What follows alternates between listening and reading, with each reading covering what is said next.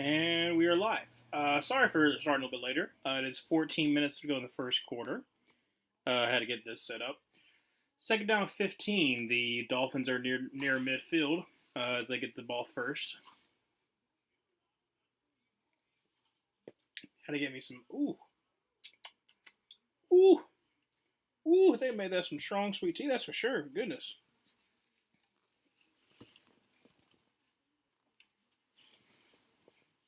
All right, so second down 15 from the 44-yard line. Going to be a quick pass out to Devon Achane, who's got a little bit of a screen, but going to get maybe a yard. Third and 14 from the 45-yard line for the Dolphins.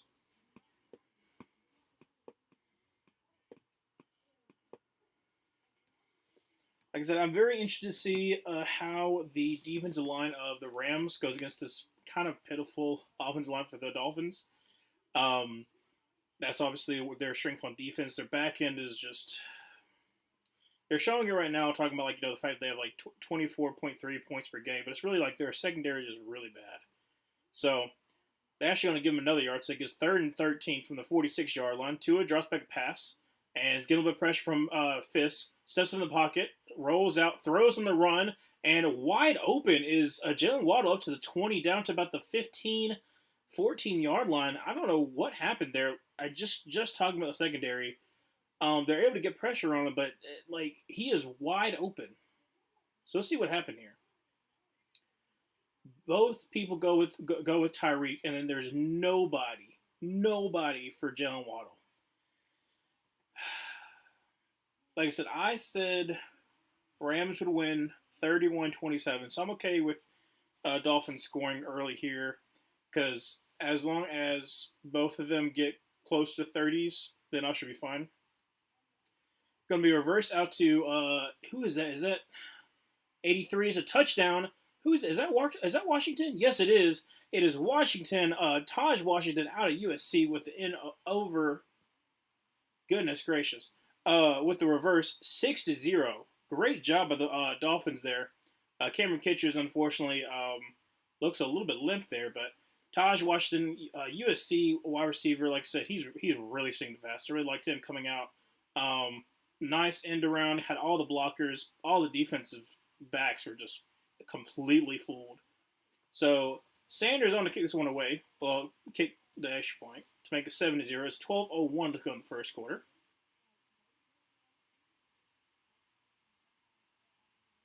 And kick is up, and it is good right down the middle.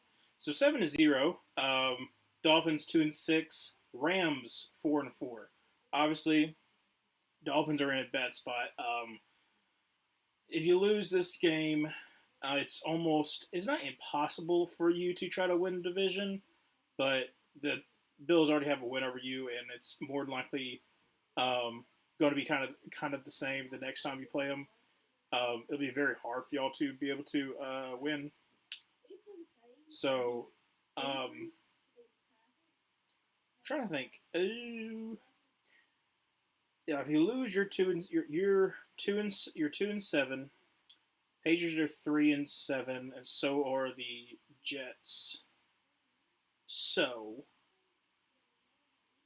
but no, the Jets are 3 and. Ooh, are they 3-7? Yeah, because they haven't had a bye week, or have they had a bye week? I'm trying to remember if they had a bye week yet or not. But anyways, I joked and said I was initially going to say that the Bills would wrap up this division by Thanksgiving, but I'm like, no, you know what? I'll say by Christmas. I was like, that'll be the Christmas gift, is that they'll lock up the division. But it's probably earlier than that. It's probably like December 14th or whatever. But great job by the Dolphins coming out, swinging out fast. Like I said, this is a very dangerous offense. I think it's going to be a high scoring game because of the fact that both defenses are not the best. Rams, like I said, have a really good defensive line, but their back end is really not good. Going against a really fast and really good wide receiver duo. And then you got the Rams, who literally have Cooper and Puka Nacua going against a bad front seven of the Dolphins. So if you're able to run the ball with Kyron Williams, he's able to go off And I kind of hope that Kyron Williams go off because for Luke's case, in case you don't know, in case you're a new person, um, Luke, Luke and I have a podcast and also the YouTube channel of like Gridiron Gurus where we do weekly breakdowns, and we'll start doing like playoff push videos as well because this is around the time where you start seeing those teams start to form. Um, and then but he needs Kyron Williams to go off. So I'm kind of hoping that Kyron Williams goes off. I think he's gonna have a great game. I don't know if he's gonna be able to have 18 plus points though. So Sanders on to boot this ball away. Like I said, I'm drinking some sweet tea and they made it super duper strong. I like it, but it was a woo, you know. Going for a touchback, so it'll be first down 10 from the 30-yard line. 12:01 to go in the first quarter. Down 7-0. Take a little swig.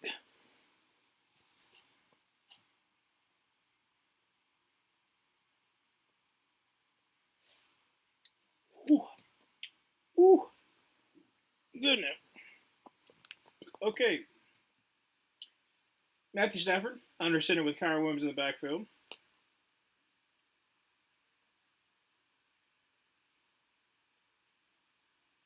Gonna send Puka Nacua in motion over to the right. Gonna be a play action pass, and actually gonna be a dump off back to Kyron Williams, and he's gonna lose like 11 yards. Kevin Zeitler with the tackle for loss. That's not how you want to start off the drive. So it's gonna be second down about 21. Let's see here. Kevin Zeitler, he's a three tech right here. He reads it immediately, and it's kind of on Steve Avila's fault. Um, Not noticing that he's not falling for the screen, but it's gonna be second down and 20 from the 20-yard line. Matthew Stafford in a shotgun formation, Kyron Williams to his right. Going to be a handoff to Kyron Williams, who's going to try the middle of the field, get up to about 6-yard gain. So it'll be third down and 14. Like I said, not the best start, but let's see if they can actually convert on third and long. 11-10 to go in the first quarter.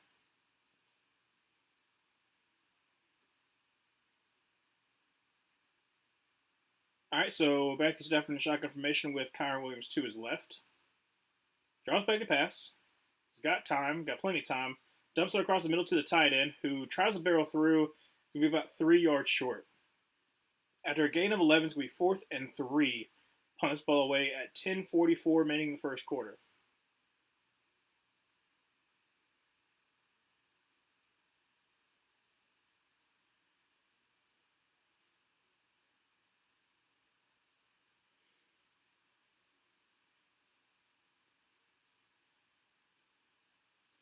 I'm trying to remember if the Dolphins, since the Titans Monday Night Football, if they played another Monday Night Football game before then. Well, since then. I don't think they have. I'm just keeping that in my mind, just thinking about that. Fourth and 3. Gonna punt this ball away. And gets it off cleanly. It's going to be returned at about the gunner fell down. Returned about the 16-yard line before he just steps out of bounds. That was Taj Washington, the returner. So it'll be first down 10 from the 16-yard line for the Dolphins, who just came from a scoring drive. So it'll be interesting to see how this goes. They're just showing off LA right now. Like I said, I've been to LA. I went to LA in 2019, December 2019. It's a nice place to visit, but it would not be a place that I want to live. There's been a couple places that have been like, yeah, I wouldn't mind going back, but just not a place I really wouldn't like to live. The traffic was interesting to say the least, and I know that the living cost is very, very high. So like, yeah. But I'm talking about somebody who lives in Alabama. That's generally, I think it's definitely on the lower end as far as like how much it costs to live here, depending on where you live. But at commercial break, I'll talk about the Dolphins as far as like what this game means to them. For the Rams, it means staying in the hunt for your division. Obviously, you're 4-4. You haven't had your bye week yet, but you've got the Cardinals that are the lead. You've beaten the 49ers, so you have the edge there. So if you're able to win today, you still have the edge over them. And you're just on the precipice of against the Cardinals.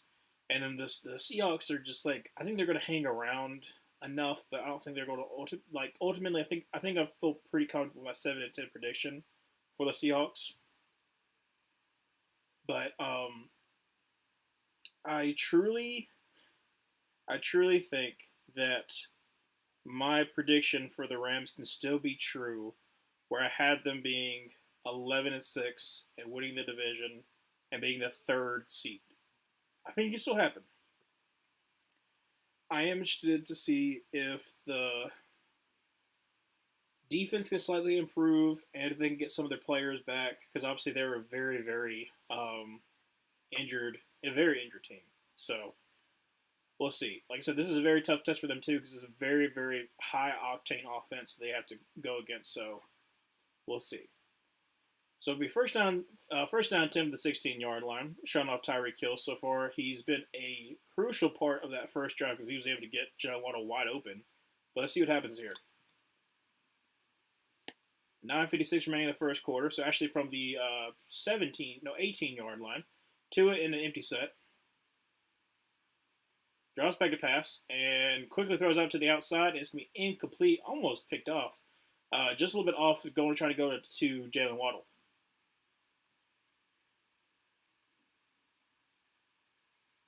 Oh, he hasn't had a touchdown in the last 7 games. I didn't even realize that. I don't have Tyreek Hill, so but him not having a touchdown, I did not realize that. I did not realize it was that bad. So, second down 10 from the 18-yard line. 9:53 remaining in the first quarter. If I had to guess, Dolphins probably run here. Make it third a little bit more manageable while also running the clock. Tua and shotgun actually drops back to pass. Quickly throws out, and what in the world was going on there? Like, he tried to throw it to he tried to throw it to Smith. Smith wasn't looking. Yeah, he tried to throw it to Jonnu Smith, but he did not even have his head turned around. So he third down 10, 9:50 remaining in the first. I mean, it was behind him. So granted, I think that might have been Jonnu Smith. He was just like waiting to get onto his break once he passed 3, and then he was going to look back. But a little bit of miscommunication there. So it'll be third down 10 for the 18-yard line. 9:50 remaining in the first quarter. Tua is in an empty set. Draws back to pass, and is getting a little pressure. Throws off his back foot, and it's going to be incomplete, almost picked off. Try to get it. I don't know if he's trying to get a Tyreek Hill or what. There's like 3 people around him. So he fourth down and 10. No time left off went off the clock. It's 9:45 like in the first quarter. Like I said, the fact you didn't run it at all, which I mean, your offensive line isn't the best, but like you're trying to also take up some time to help out your defense, and you decide no, not going to do that. So going to be putting this ball away, Jake Bailey, from the 18, fourth down 10, and gets it off cleanly.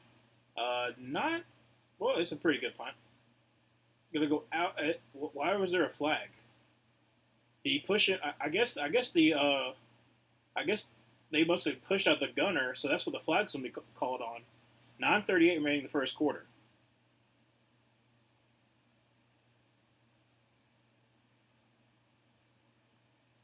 Yeah, I don't know what happened there.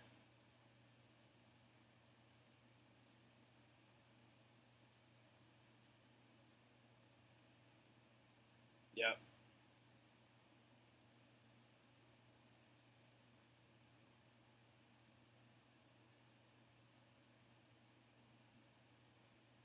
Okay. Well, we're going to TV's timeout. Rams will start off with the ball with about like 9:30 something left to go in the first quarter. They're down 7-0 because obviously like the Dolphins had a really good first drive, but like I don't get the play calling for their second drive. But still early in the game. I predicted the Rams would. I don't know if I've already said this yet. I predicted the Rams would win 31-27. Like I feel like it's gonna be a high scoring game. So far, the Dolphins offense kind of shows like they're explosive enough that they can be able to score some points because it's the Rams defense, and I feel pretty confident the Rams offense can do it against this Dolphins defense. So it'll be interesting to see how this next one goes. Literally, the first shot for the Rams, they just kind of put themselves in a very bad spot. Try to run a screen, they lost 10 yards, so it was like that was their first play, and now they're second and 20. Not much you can really do. So it's going to be interesting to see what they do the second drive. Oh, what's that, Ronald? Hey, Vikings fan rooting for the Dolphins in this one. Oh, okay. Vikings fan. Oh, okay. Okay. Well, that makes sense because you're trying to make sure, like, other potential wild card teams start going down. So that makes sense. That makes sense. Um, like I said, I'm rooting for the Rams because I want my prediction that they win the West to kind of come true. But like, I get you because I'm a Panthers fan. We're not going to go to the playoffs. That is for sure. We can goodness, continue to improve and kind of like show some more evaluation for the young guys we have on the team. But ultimately, we're not really going for the playoffs. So I'm kind of hoping for either chaos, so that we create some chaos, or um, uh, like we just like kind of get that sixth or seventh pick is what I'm kind of looking at right now. 'Cause I feel like that's going to show us like moving in the right direction. Still be bad enough to have a top 10 pick. We should be bad enough to get a top 10 pick, but we'll probably at this point we might even be able to beat the Cowboys. So that put us at 4 wins. If we upset somebody else along the way, that's 5 wins, um, which will be a good standard for the first year, and then kind of move through there. Um, because some of the other teams that are ahead of us are probably going to win a couple more games, but it has been a wild first part of the season so far. So we first down and 10 for the 49-yard line. Hand off to Kyron Williams, who's going to try the right side and gets absolutely nothing. So it'll be second down and 10. I mean, he kind of stuttered a little bit there, but there was nothing there. But yeah, like I'm looking at sixth or seventh right now, hoping for about there. So like this is a very very talented draft, and we have a good enough draft capital that I feel pretty confident. I feel pretty good that we can get some solid contributors on defense for sure. Second down and 9, they give him about a yard up to midfield. Matthew Stafford in the shotgun formation with Kyron Williams to his left. Drops back a pass. He's got time, throws, and it's tipped at the line and is going to be incomplete. I try to get to Puka Nakua, but unfortunately that tipped at the line. Going to make it third down and 9, 8:53 remaining in the first quarter.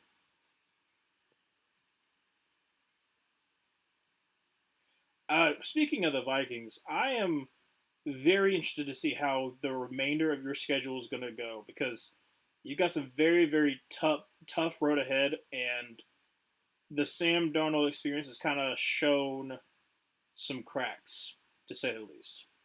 Cooper Kupp coming into motion, going to be to the left. Patrick, goodness gracious. Matthew Stafford in shotgun formation with Kyron Williams to his right. Play clock at 2-1, barely gets it off, drops back to pass, and is going to get sacked at the 39-yard line. Is that Chop Robinson? Yes, it is. Chop Robinson, number 44 for the Dolphins with that sack there. Nice job by him on that twist. So it's going to be fourth and forever. I have to punt this ball away. Yeah, I guess no boom. No boom. If we're gonna be truthfully honest, the Rams' offensive line has been battered, and especially at the tackle position, no boom wasn't really the best. Even last year, he was definitely a weak link, and it's not looking good. Taj Washington, we were the turn, going to get up about the 15, 16-yard line where they spot him. Be first down 10, basically from where they were from before. But great job by Chop Robinson there. Like I said, he had.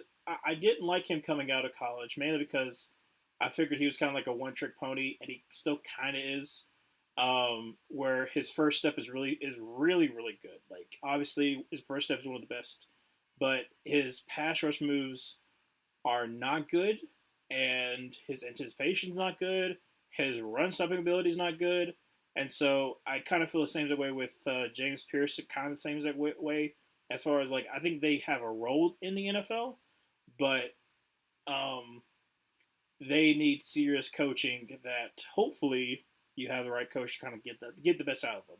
But coming out still very raw. So both Luke and I did not think that the Dolphins should go Chop Robinson. They should have gone um, Graham Barton. Like I said, their offensive line is very trash. So it would definitely have helped them out. But who knows? Maybe 2 or so years down the line, like Chop really develops and it looks really good. So you never know.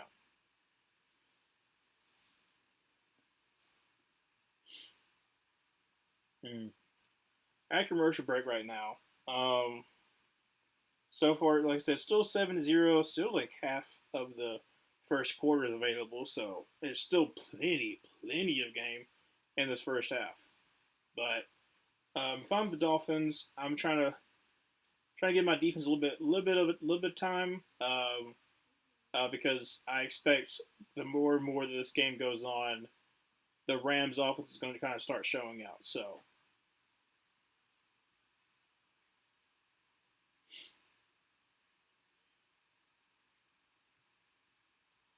mm,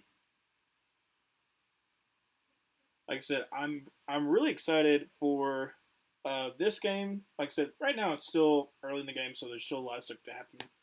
But then Thursday, I'm oh dude, I'm so excited for Thursday. Like you got Eagles versus Commanders, battle for the NFC East. Monday's going to be a massacre. Monday absolutely is going to be a massacre. Texans versus Cowboys, and it's in Jerry World. That's the other thing too. It's like I'm going to stream it. I'm going to see if Luke wants to stream it too, but it is going to be absolutely abysmal for sure. So 8:08 left to go in the first quarter. It'll be first down 10 from about the 16-yard line. Two is under center with H-Chan in the backfield. Tyreek Hill is a little bit crouched there.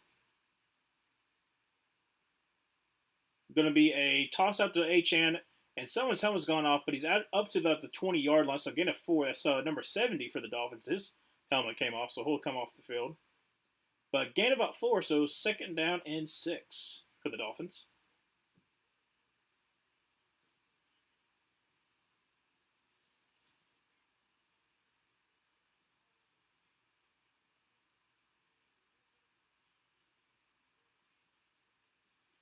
Yeah, they're showing like all the different looks that the Dolphins have shown so far. But like I said, it's really gonna be coupled by the fact that like the Rams secondary is not that good. So second down 6 from the 20-yard line. Tua is going to send H-Chan into motion. Play clock at 3. It will be a toss back to him to the right and is going to get nothing. Great job by Byron Young there, setting the edge, forcing him to come back. And then Kobe Turner and Hoyt. I think is that how you say his name? Hoyt? Hoyt. I don't know how you say his name. Wrap up for the tackle. It's Hoicht. It's something like that. All right, so 6:53 remaining in the first quarter, still 7-0. Be third down and 6. Rams house is getting a bit loud.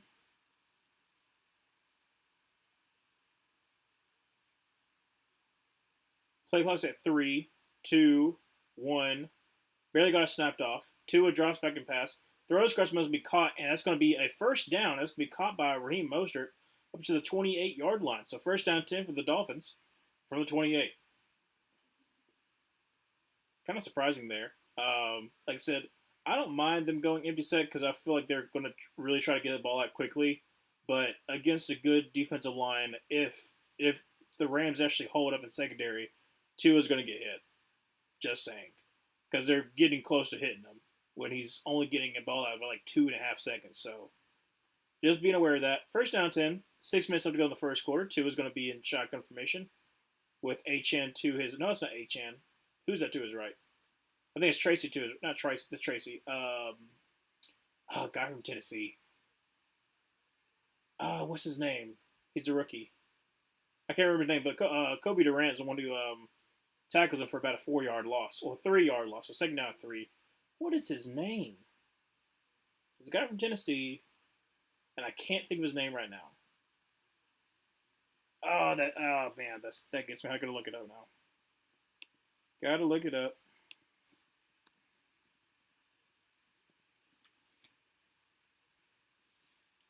What is his name? Second and 13 from the 26-yard line. Tua drops back to pass, throws across the middle. To be caught by Odell Beckham Jr. up to about the 31-yard line, getting about 5. Jalen Wright. That's right. That's right. Jalen Wright from Tennessee. I was okay on him. I was not the biggest fan. So third down at 8. 4:47 left to go in the first quarter. Dolphins still up 7-0, but so far has not been doing really anything since that first drive. So Raheem Mostert's to the right of Tua in the shotgun.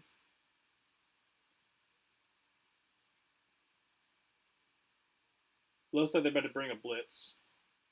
Play clock's at 2, 1, drops back to pass, and get a little bit of pressure. Steps in the pocket, checks it down, pops up in the air, and it's going to be batted away by Kobe Turner. Great job by him. Like I said, he's a second-year player out of Wake Forest. Loved him coming out, and he's really shown out. So it'll be fourth down and 8, about 4:20 something left to go in the first quarter. Going to punt this ball away. So the Rams defense, like I said, after a bad first drive, have really been able to clamp down on this high-octane Dolphins. Well, that was actually a bad pass by Tua. He just literally somehow hit Turner in the head. But 4:20 left to go in the first quarter, and punt this ball away. And gets it off cleanly. And going to be way out of bounds. So I don't even know where they're going to spot this. All right, so it'll be first down 10. We've got about like a 30-second timeout.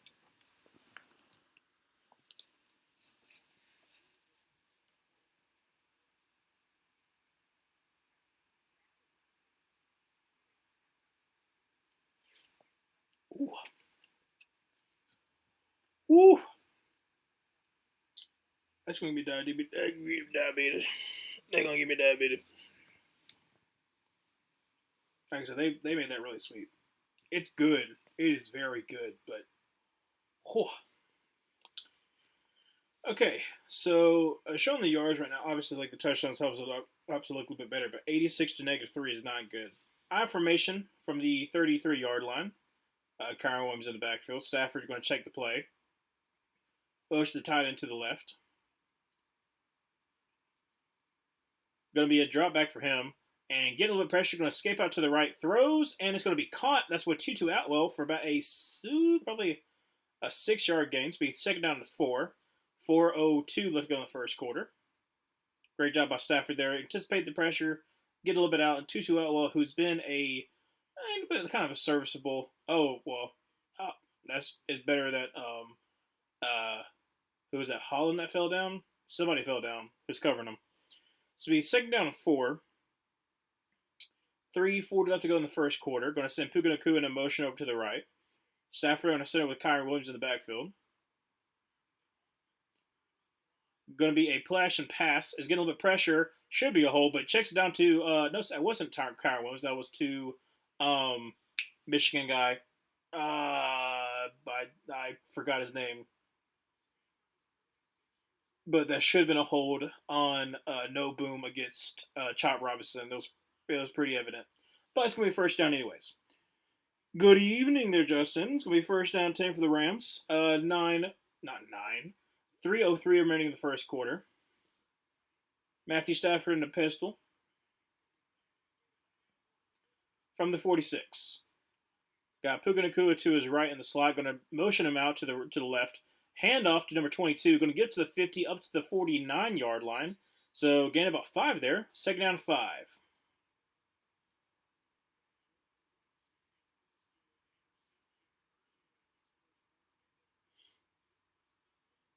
Blake Corum, that's who it is. I don't know why I could not think of his name. They're showing -43 in the first quarter points. That is abysmal. I don't know. I didn't even realize that from the Rams. All right, so 2:20 left to go in the first quarter. Second down 5. From the 49-yard line of the Miami Dolphins. And a shotgun formation with Blake Corum to his right. Going to be a play, flag, probably a legal formation. So gain of about 4, but it's not going to matter. Ooh, sorry about that.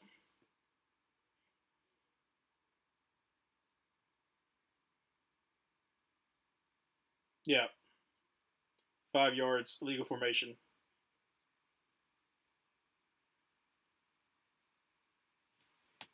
Come on, people. Yep. Alec. How do you say his name? He was lining in the backfield, the left tackle for the Rams. 207, so it's be backed up to be a second down and 10.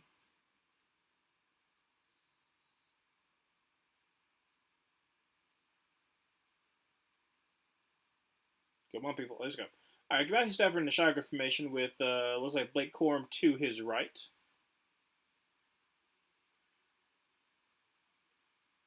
Going to be handoff to him. He's going to try the middle of the field and gets about 2 or 3 yards there. So it'll be third and long. 141 left to go in the first quarter. Still 7-0. Like I said, so close game. I thought it'd be a lot more offense so far. There hasn't been, which is kind of surprising, but still are in the game. It's third down 7. 125 to go in the first quarter. Kyron Williams comes in to help be to the right of Matthew Stafford here. Going to send Cooper Kupp into motion over to the left.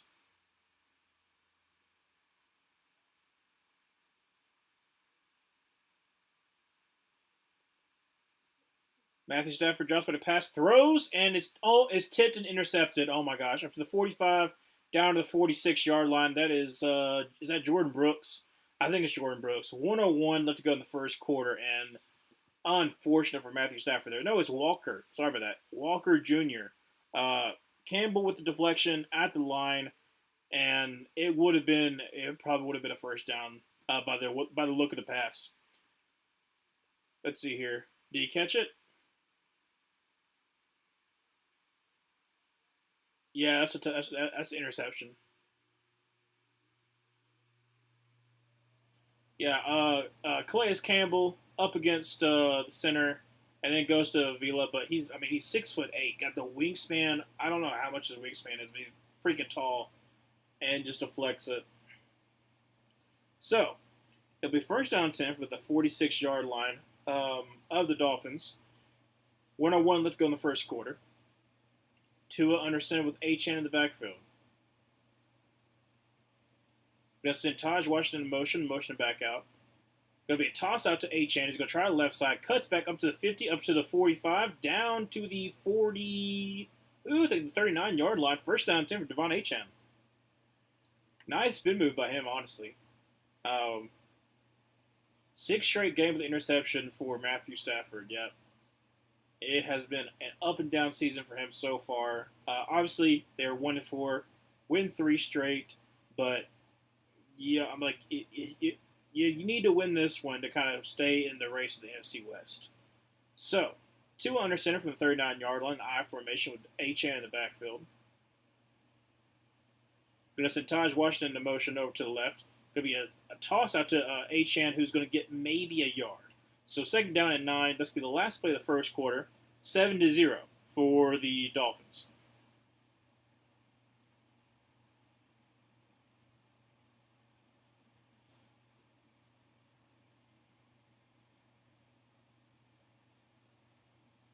A lot of miscues for the Rams so far. Dun, dun, dun, dun, dun.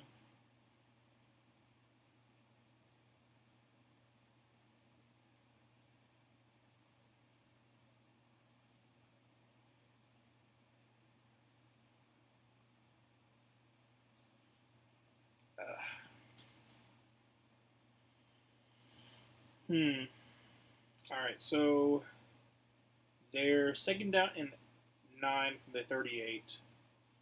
Even if they don't get a first down, I think they're still in Sanders' range. So we go up by 2 scores. I would feel pretty good so far as how your defense has been playing. Because like I said, I thought the Rams would be able to do a lot more, but they have definitely not.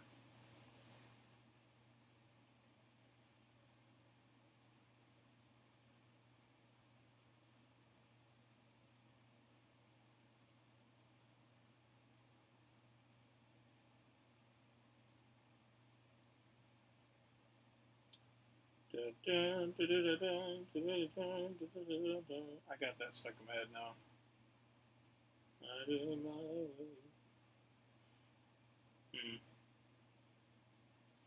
There's sometimes every now and then, like a little jingle will like stick in my head, but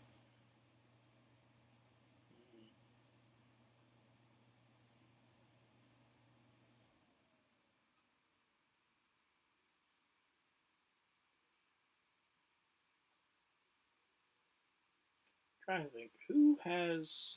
I looked at it before. Let me see who has a bye week next week. Next week, I know it's a good bit.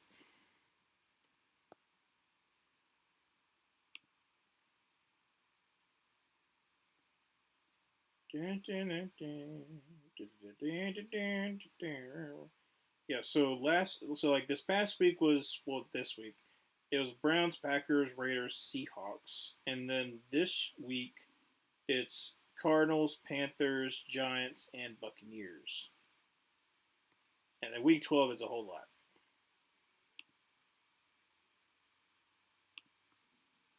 All right, so we're back from the break. So second down and 9 from the 38-yard line. Tua in the shotgun formation with Jalen Wright to his right.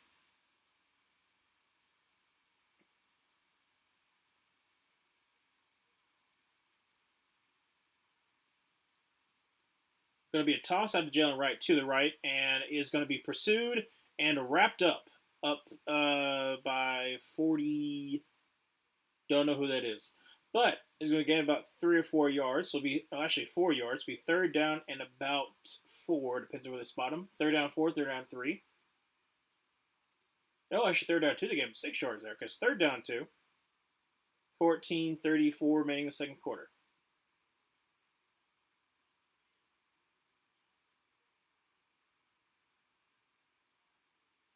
Two in set.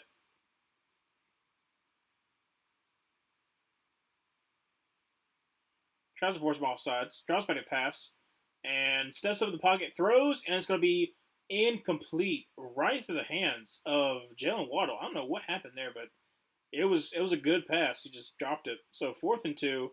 14-12 like in the second quarter. And Sanders comes on to kick this field goal, I assume. I mean, it goes right through his hands. Just like, I don't know how that happened. But Jason Sanders on to kick this field goal. Say, ooh, goodness. It's a 50-yard field goal attempt. From the right hash. Snap, hold, kick is up, and kick is gonna be good. Right through their uprights. It'll be 10-0. 14:07 remaining in the second quarter. Rams gotta get something going. Like I said, if you get a score and you get a stop, you get another score. Like try to keep it close. You're still good because you get to start the ball in the second half, but you need some momentum. And right now, they just have not been firing at all. At all. Like you got the first play of their first drive was a 20. It was not 20. It was a 10-yard loss by the screen. You had that last drive was a pick. It's just nothing has really been going right for this Rams team, Rams offense. So let's see if they can kind of get something going this next drive.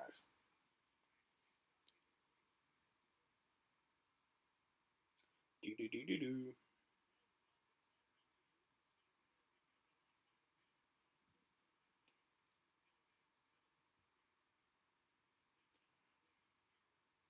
All right, so Rams on to return.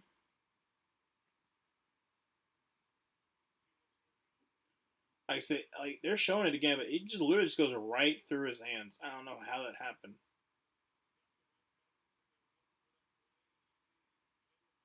Do you just blink? I don't know.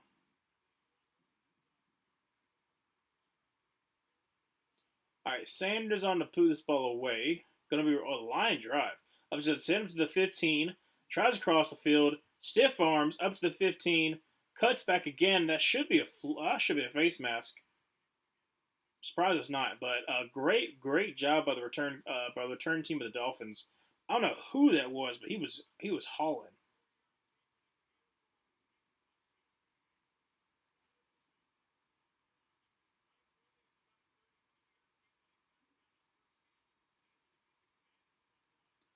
I still can't believe that block field goal by the Chiefs. Watched it live too. I still couldn't believe it. So from the 16-yard line, Matthew Stafford under center. with Kyron Williams in the backfield. Going to be a play action pass. Going to be dump off to, is that Cooper Kupp? Yes, it is, up to the 23-yard line. Great gain, about 7 yards. Be second down and 3. 13:50 left to go in the second quarter. Still 10-0. Rams are down. See if they get something going. A second down and 4. As Stafford in a shotgun formation with Kyron Williams to his right. Drops back a pass. Quickly throws out to his left. Oh, to his right, sorry. Puka Nacua, gain of about 5 there. First down 10 for the Rams. Something going. Keep on saying something going. I should probably stop saying that. 13:28 remaining in the second quarter.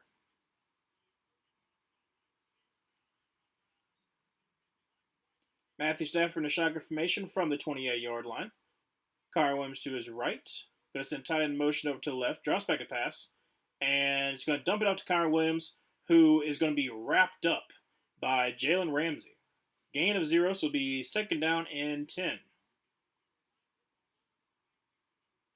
Jalen Ramsey got paid at the beginning of the year as one of the top corners in the league. I'm interested to see how that contract goes as the season progresses, because he's hit, I think he's hit 30, or he's right on 30. But usually by that time is when corners start to drop off.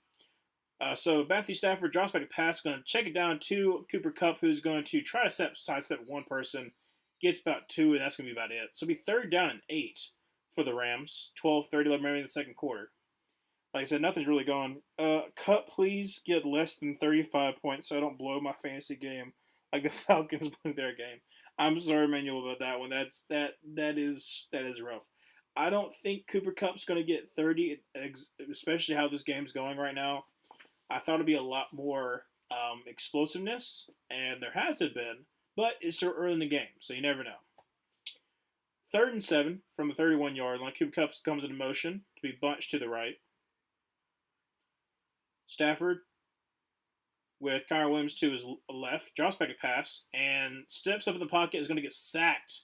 Is that Campbell? Yes, it is Calais Campbell, who had the tip of the line for the interception, gets the third down sack. 11:40 remaining in the second quarter. I have to punt this ball away again. Rams just can't really get anything going at all. But yeah, I don't think Cooper Kupp's going to get 35. Because if he had 35, that means either he's got like 3 touchdowns and like $150 or something like that, or he's got over 220 and like 2 touchdowns, which I don't see that happening. Punter boots this one away and is going to be returned at about the 24, 23-yard line to the 30, up to the 35, and taken out of bounds. First down 10 to the 35-yard line, 10:59 left to go in the second quarter. But yeah, no, about your Falcons, I was honestly almost going to pick the Saints, but I chose the Falcons because I was like, you know what? No.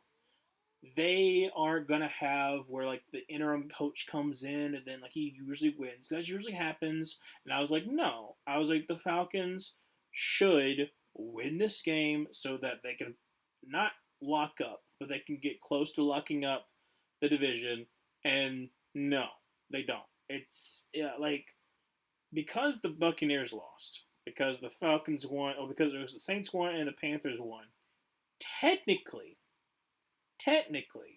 there is still a shot for all of us, which is still crazy to think. Because literally, if you had just beaten the Saints, then you would have had a sweep over the Buccaneers. You would have had a win over the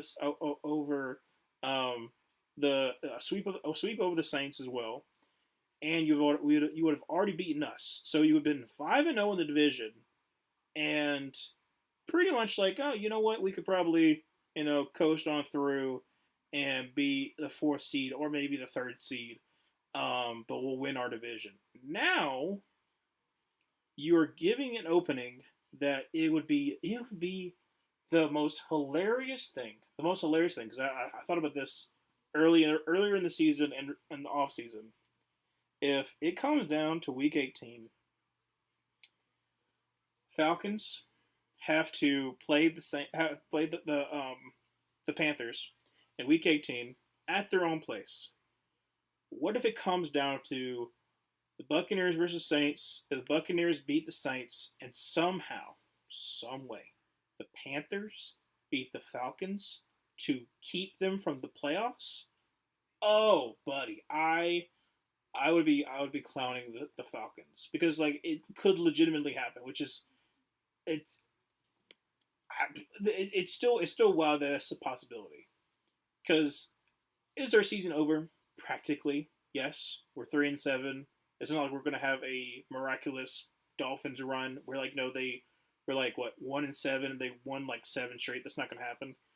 Um, but we can still be in the games and make it competitive, which is all that I want to see. All I want to see is being competitive, be in the mix, have important football in December. But I still might be asking too much so far. So, first down and 10 from the 36-yard line. Tua under center with Achane in the backfield. It's then tied into motion. Going to be handoff to Achane, who gets absolutely swallowed up. Oh my gosh, Jared Verse. Loss of about 5 yards there. Second down to 15. I mean, he just whooped. He whooped the left tackle there.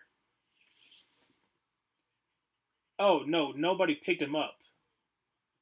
Why would you not pick up Jared? Oh, the tight end tried to, but horrible attempt. So, be second and on 15. 10:22 remaining in the second quarter. Two is in an empty set. Gets a Tyreek Hill in motion, drops back a pass, and throws on the run. It's going to be picked off up to the 40, up to the 35-30, up to the 25-20, up to the 15. And that's going to be, who is that? Is that Reader? No, it's not Reader. Number 56 with the long hair. I can't see what his name is. Rosenboom. Is it? Oh, there's a flag, though. Uh-oh. What's the flag? If that takes away the interception, I'll be upset. I mean, great job by Rosenboom.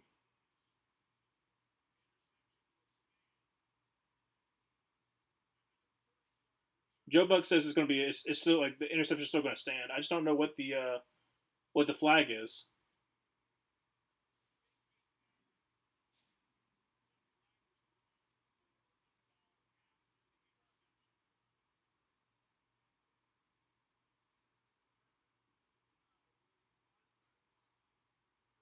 Blindside blocked by the Rams. Can we see what that happened?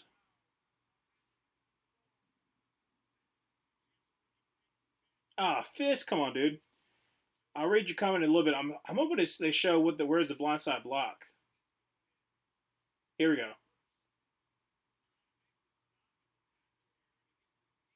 Well, they just show that Tua like just does not know how to protect his body at all. He got a knee in the head. Okay, Brady Fisk. Let's see here.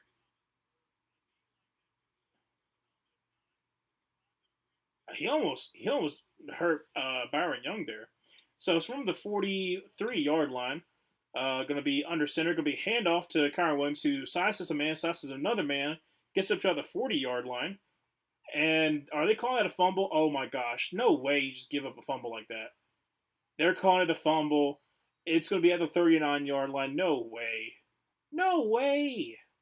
9:55 to go in the second quarter. He had to be down.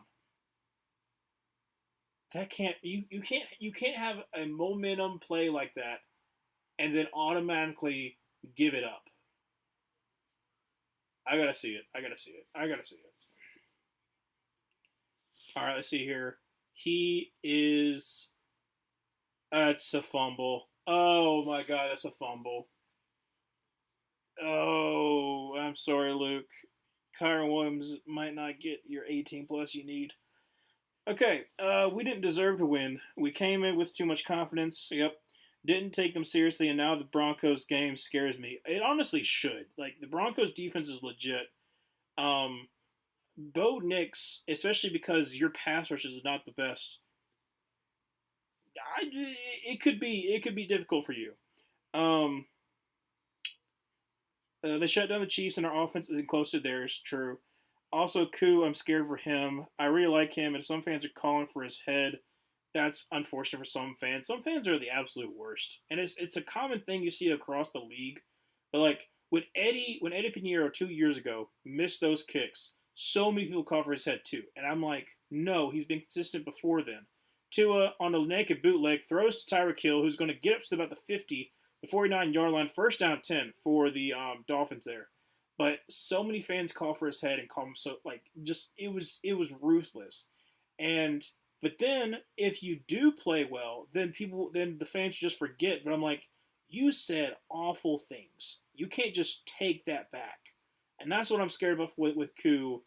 He's a really good kicker. He just had a really bad game. Not having the best season, but like overall, he's had a really good, stint with the Falcons. He's just having not the best year this year. First down 10 from the 50-yard line. I formation.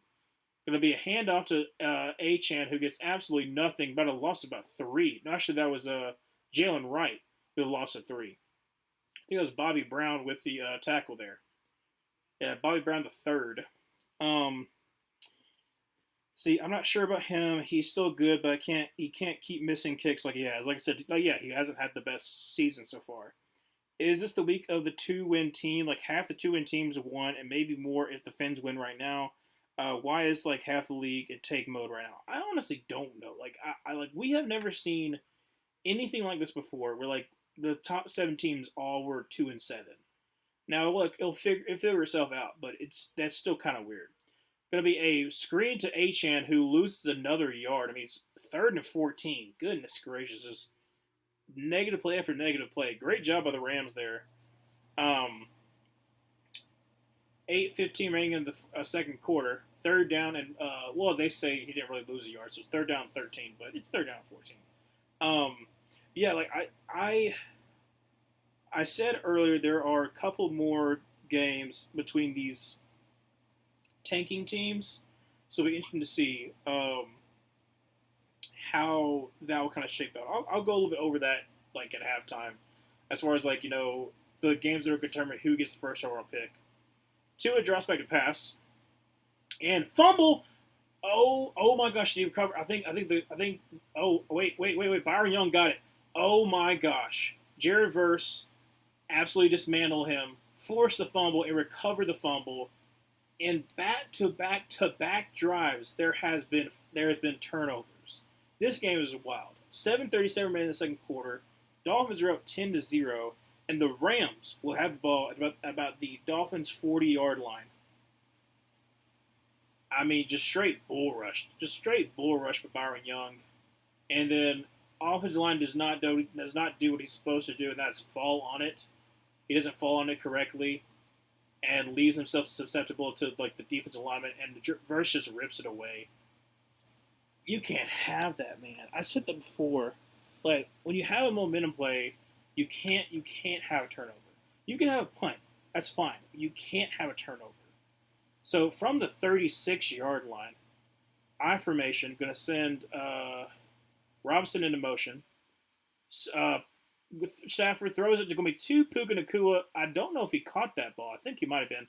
First down 10, 7:31 maybe in the second quarter.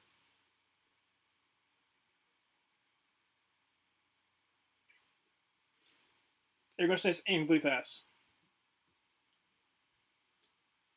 Oh, yeah, no, absolutely it's an incomplete pass. All right. Back-to-back-to-back drives and turnovers. Are we sure the Giants aren't in the game? Absolutely. It was a pick off of a great play by the middle linebacker.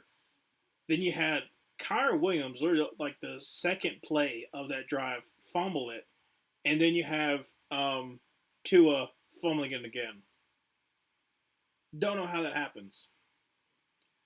But Rams had called timeout because the play clock was winding all the way down. 7:31 minutes in the second quarter. Second down at 10. Yeah, no, the Germany game,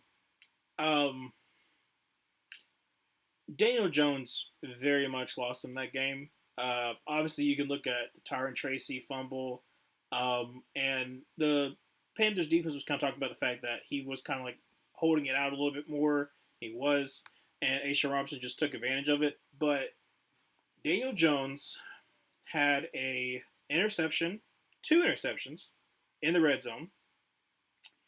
he had a 31 flea flicker that both wide receivers were open on that he didn't throw to, and that was able for DJ Wan to get his first sack coming back.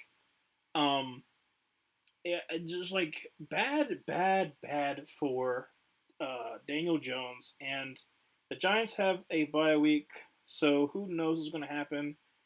But by the end of this year, Drew Lock should be the starter. If they continue to roll out Daniel Jones, I don't know if Dabo will be able to keep his job. I want him to. I really do. Because I think he's a good coach. Or at least he's a really good offensive coordinator slash quarterback developer. But you've had so much time with Daniel Jones, and it hasn't worked out. I'm just saying on behalf of Giants fans, I feel bad for them because they're in a very, very bad spot. I don't know which way they go. It's gonna be interesting to see the next couple of weeks, but it's not good. It is not good. Stafford and Kyron Williams have the chance to do the funniest things. They honestly could. If they get another turnover, I'm gonna be like, what even is this game? Right now, I'm like just back and forth. I want there to be more scoring though, because I am on the higher end of the pickums as far as like the score prediction. I had 31-27. It is not that right now. I need it to be high octane offenses coming through. Um, but so far it hasn't. But it's fine. It's still early in the game, so it still can start to pick up a little bit. LeBron's in the house and Mookie Betts.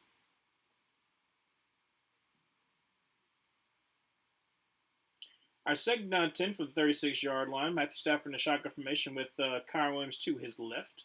Going to send Puka Nakua into motion back out.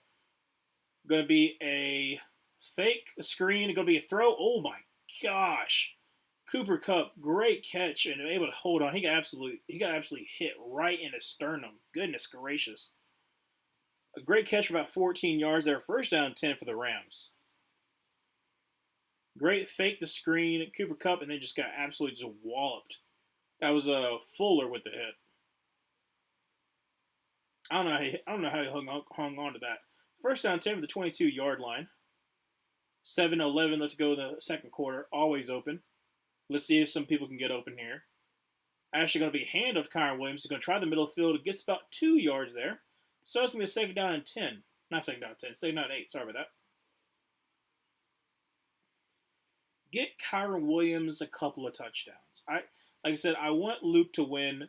He had the misfortune of going against Jamar Chase in fantasy, and there's still a shot for him to win, which is surprising to say the least. Because his opponent got like, I think his opponent got like 127, I think, and all he needs is like 18 plus points from Kyron Williams. Matthew Stafford scrambling around to his right.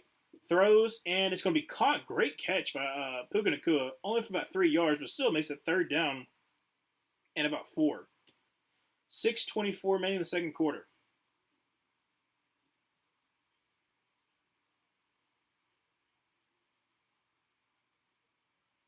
Yep, got it down.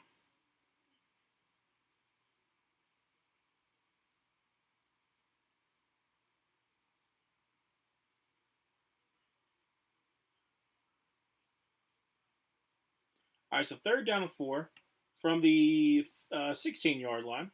Matthew Stafford in a shotgun formation with Kyron Williams to his right. Drops back to pass. Throws, and it's going to be incomplete, just a little bit too much for the tight end.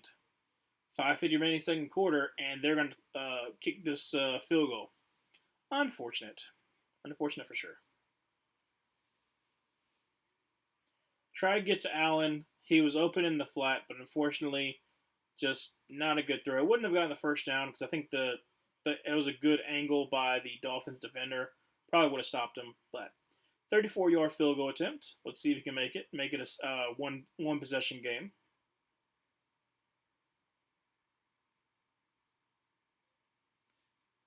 Kick is up, and kick is right down the middle. So it'd be 10-3, 5:46 remaining in the second quarter. Going to be decision time for the Dolphins to finally wake up. Because you're up by you're up by his touchdown. If you're able to score again here, looking pretty good.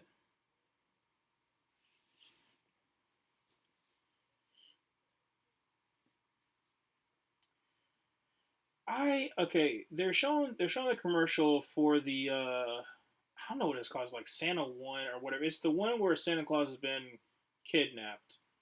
It looks like a Netflix movie, and if you know what I'm talking about, it's like every single Netflix movie that has Dwayne the Rock Johnson. Red One, that's what it's called. I don't know if I want to waste my money and watch it. If I can just wait for it to come on streaming.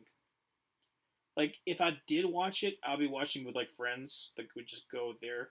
Because it looks like it'd be like one of those like fun movies you can kind of turn your brain off to.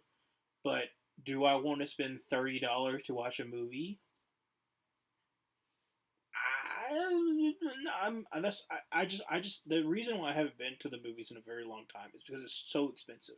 It is so expensive to get just a ticket and then an additional popcorn and drink is way too expensive for where I live. Way too much. It's like literally $30. That's a lot. That is a lot of money for a college student. Even if you go to the matinee, like the ticket is down, but the prices are still expensive. So it's just not worth it at this point when you know this going to come on streaming. So we're at commercial break. They're talking about the NBA Cup. Because I'm not into the NBA. Luke's a Spurs fan, but I'll watch it from time to time. I mainly just watch the playoffs. Saves it away for like MLB, not only MLB team, but because of where I am, the Braves are just everywhere. So I watch the Braves. But like I said, that's why my content is mainly just NFL because that is what I watch. That's what I know. I don't know that much about baseball and basketball. I know enough to make conversation. That's all I know. All right, so they're going to boot this ball away for the Dolphins return. Probably just going to kick it back to the end zone, but I guess.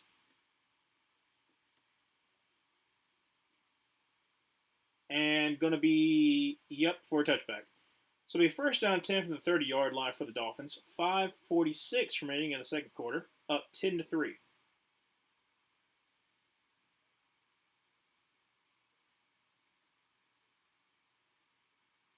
10 straight losing season from 2007 and 2016. Yeah, those are the Fisher years. Well, a little more than the Fisher years too, and the Steve Spagnuolo years, which is still wild to me. It's still wild to me that Steve Spagnuolo was one of the worst head coaches that we've seen in a very long time, but is an amazing defensive coordinator and has won so many Super Bowls because of it. Tua going to actually be a handoff, a toss out to Tyreek Hill up to the 35, down to about the 36-yard line. It's a gain of 6. Nice little end around there using the speed. Second and 4, 5:35 to go in second quarter.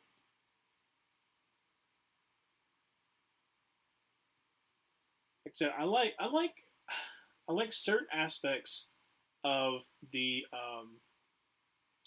It's still kind of surprising that Sean McVay is still only 38. Um, I like certain aspects of the Dolphins' offense, but when it comes to December, January football, I'm still going to be concerned about them because they're not a very physical team. Second and 4, Tua under center, going to be a handoff to Devon A. Chains. Going to try the middle field, gets the first down to the 42-yard line. Great run of 6, first down 10 for the Dolphins. 4:53 remaining in the second quarter. Like we see it time and time again even though their offense has been good under McDaniel, they have fallen flat when it's cold weather, when it's like I said, December, January football, and I don't see that changing until they really address the issue, which is that offensive line. And it's still going to be hard for them to do that in 1 year.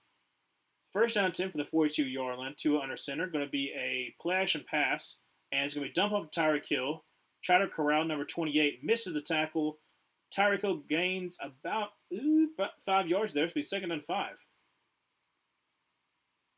That's still wild 2013. They're showing it right now. Obviously, Raheem Morris, Mike McDaniel, Matt LaFleur, Kyle Shanahan, and Sean McVay. The fact that the Broncos didn't get Kyle Shanahan is still going to haunt them until if Sean Payton isn't the guy. I still don't think he is, but I'm still giving them a little bit of benefit of the doubt because it's only the second year, so you never know. But I'm not a Sean McVay guy. Second down 5 from the 47-yard line. Tua drops back to pass and is getting a bit of pressure. Going to scramble out to his left and going to try to avoid the sack and get sacked back at the 32-yard line by Byron Young. What are you doing? It is second down and 5. Now it is third down and 13. What are you doing? Oh my gosh. You're at the 47-yard line. You back up, and then you get sacked at literally about the 30, 32, 33-yard line. What are you doing? Third and 20 from the 32-yard line. Tua in a shotgun formation. Play clock's at 2, 1, barely got off. 3 rushers. It's a screen up to Devon Achane, up to the 35, up to the 40. Doesn't even matter because it's still fourth and forever. What are y'all doing? Oh my gosh. I mean, that's ultimately on Tua. You got to know when to throw it away. But fourth and 12, 2:36 remaining in the second quarter. Rams got 2 timeouts and the 2-minute warning. I don't get it. I don't get why you would do that. After a great first drive, they have been very, very stagnant on offense. Kind of punt this ball away, and it's going to be. Oh my goodness, that's an amazing punt. No chance for return, but we're going to be spotted at about the probably the 10 or so yard line.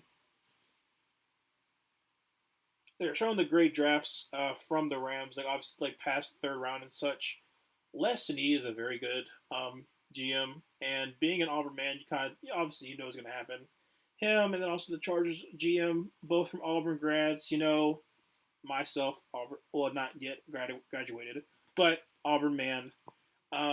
We just know ball. That's all it is. We know ball. Now, football not be the best right now, but we know ball. From the 9-yard line, Matthew Stafford in the shotgun formation with Kyren Williams to his left.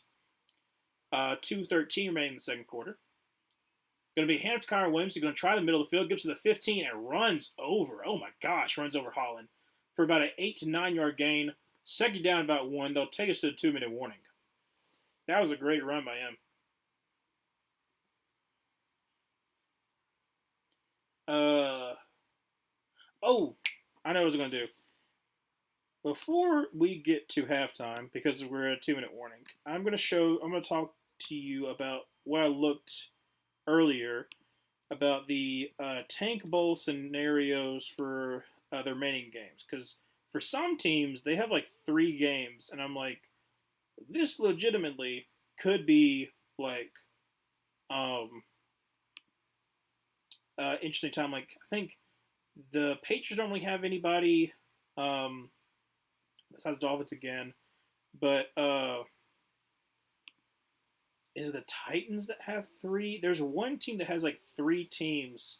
It might be the Raiders. They have 3 teams that legitimately could be fighting for a top 5 pick. So next week, you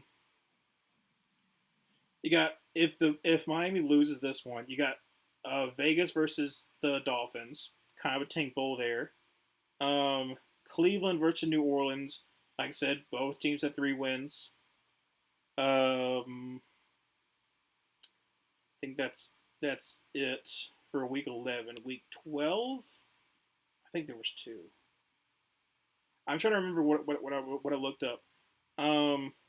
Thursday night matchup is Pittsburgh at Cleveland. Oh, good lord! I guess I'm streaming that one. Let's see here. New England, Miami. Like I said before. That is it. Ooh, Eagles at Rams Sunday Night Football, uh, November 24th. That's nice. I like that. Let's see, Thanksgiving week. Um, Nothing really there. I thought there was a lot more when I looked it up earlier. Um, yeah, not. It must be just December ball then. What I'm thinking of.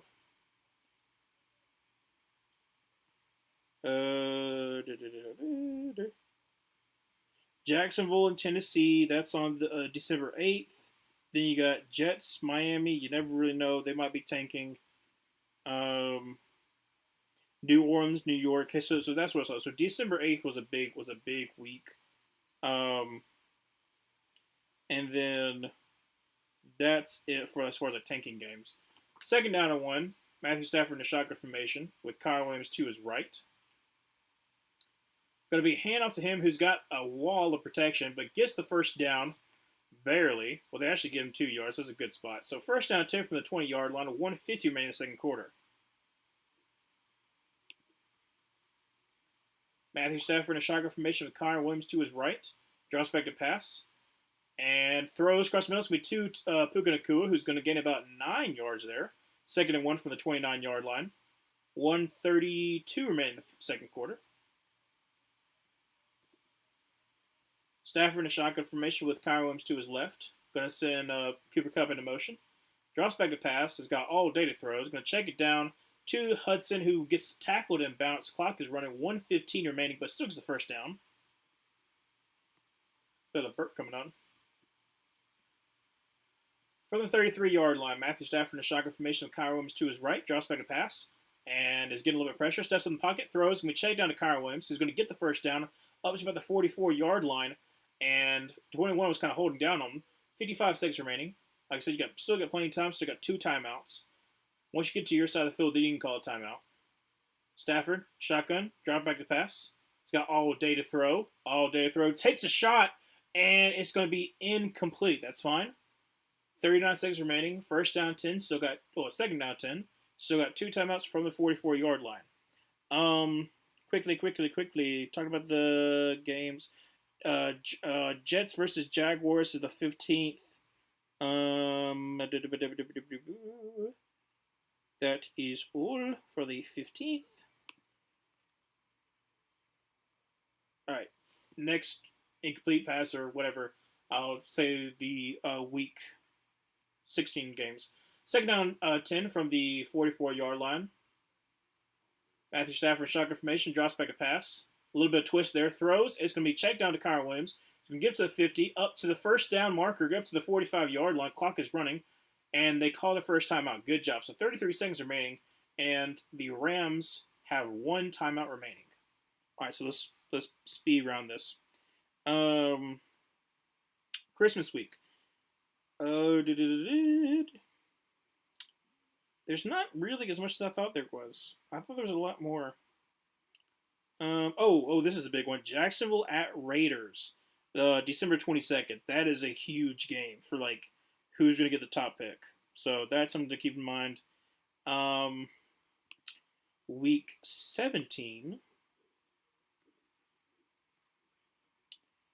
We got 2 Christmas games. Obviously, the Netflix game, the Baltimore and at Houston. That's also something I'm interested to see how that's going to work out. From the 44, shotgun formation with Matthew Stafford, whose fumble, oh my gosh, is recovered, and they're going to call their second timeout. No, the clock is running. Clock is running up to the 22, 21, 20. Okay, so Rams did call a timeout. They're going to add some more time to the clock. Jackson got absolutely beat right off the snap and made Matthew Stafford a fumble, but they still were able to recover it. But that puts them in a little bit of a bind because they don't have any timeouts left. What was I saying? Vegas at New Orleans on the 29th. Tennessee at Jacksonville on the 29th as well. And then week 18.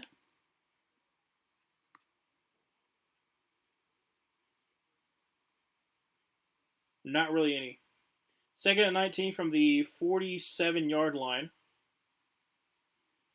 There has been a clock that's been put back on. Matthew Stafford drops back to pass and throws across the middle. It's going to be caught by Puka Nakua, and who's not going to get the first down marker, about 2 yards short, and had to clock it to try to kick a field goal. 7, 6, 5, 4, 3, clock it. 3 seconds remaining. Going to kick a very long field goal for this field goal kicker. Yeah, weak kick team. There's not really any tank bowl scenarios. But that's basically what I was talking about. Thinking about is like all the remaining games that could potentially have implications later on in the year. So a 55-yard field goal attempt. Okay, let's see if we can make it. Snap, hold, kick is up, and kick it's good. It is good. Yes, it is. Barely, but still. It's 10-6 going into halftime. You get the ball to start the second half, so things are looking up for the Rams. Obviously, you wish you hadn't had that fumble because you probably could have got yourself a touchdown the way you were driving, but silver linings, down by 4, and you're at your own house. So it looks pretty good. Looks pretty good for the Rams. I'm hoping for more offense in the second half. Both of y'all.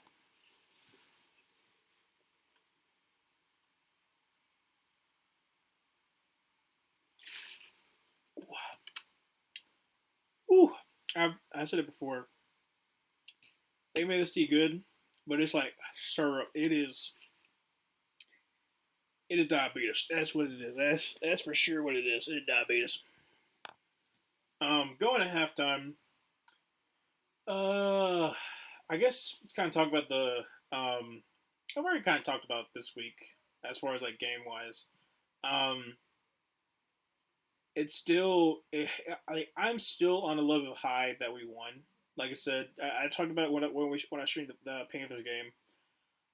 I am. I don't really care about like draft order that much this year because I really truly feel like we're going to BPA, but exclude some positions. Like, do I think we're going to take a quarterback? No. If we take a quarterback, I'm be very upset because one, a quarterback is not going to fix our defense, so we shouldn't. I don't care. There's some fans who want Cam Ward. I don't care. There's some fans who want Shadur. One, because Dion's not going to allow him to come to the Panthers. I can guarantee that. And I like Jalen Monroe more than other people. But I don't feel like there's a chance for us to move on from Bryce now. And the fact of like, I'll talk about this with the wide receivers too. You don't use up another great asset for something that is not necessarily super duper important on the docket. So obviously we made the pick for Bryce 2 years ago. If you take another quarterback with a very high pick, it's like you're giving up on one of your major assets, and so you're diverting that asset to another spot that's kind of going to hurt your team. So from that aspect, then we go into wide receiver because I have seen this so much. I've seen people say we should get McMillan, we should get what the guys Luther Burden. I'm like, no. I was like, we should not take a wide receiver because that would mean with our top 2 picks in the last 3 drafts, we would have taken 3 wide receivers. I am just saying that is a not good way to allocate funds. I'm like not a good way to allocate funds. We traded Mingo. We got Xavier Leggett. We also got the fact that John Koger has been able to make some moves. He looks like a good solid option. You got your Tatum Sanders, who's also moving along. So you got your tight end. Do you really need to invest into another very high pick into a wide receiver? I don't think that's smart. That is not smart to me. So to me, it is defensive line. It is defensive line, or by some miracle, you could get Travis Hunter. Um, because like cornerback help could help a JC Horn. Having two shutdown corners could help out our secondary for the fact that we're losing a lot of our safeties. So that's also what I'm concerned about too. I think we'll probably get two in the draft. So we have a lot of picks as well. Um, I really want defensive line help because our depth there is atrocious. But it also depends on on what we decide to do. If we are going to keep Evero, because I think we still have him under contract, not for sure. Then we'll stick 3-4, and then that'll determine who we're going to be taking. If we move on, do we get a guy that goes to a 4-3? I don't know. It'll be interesting to see. It'll be interesting to say the least.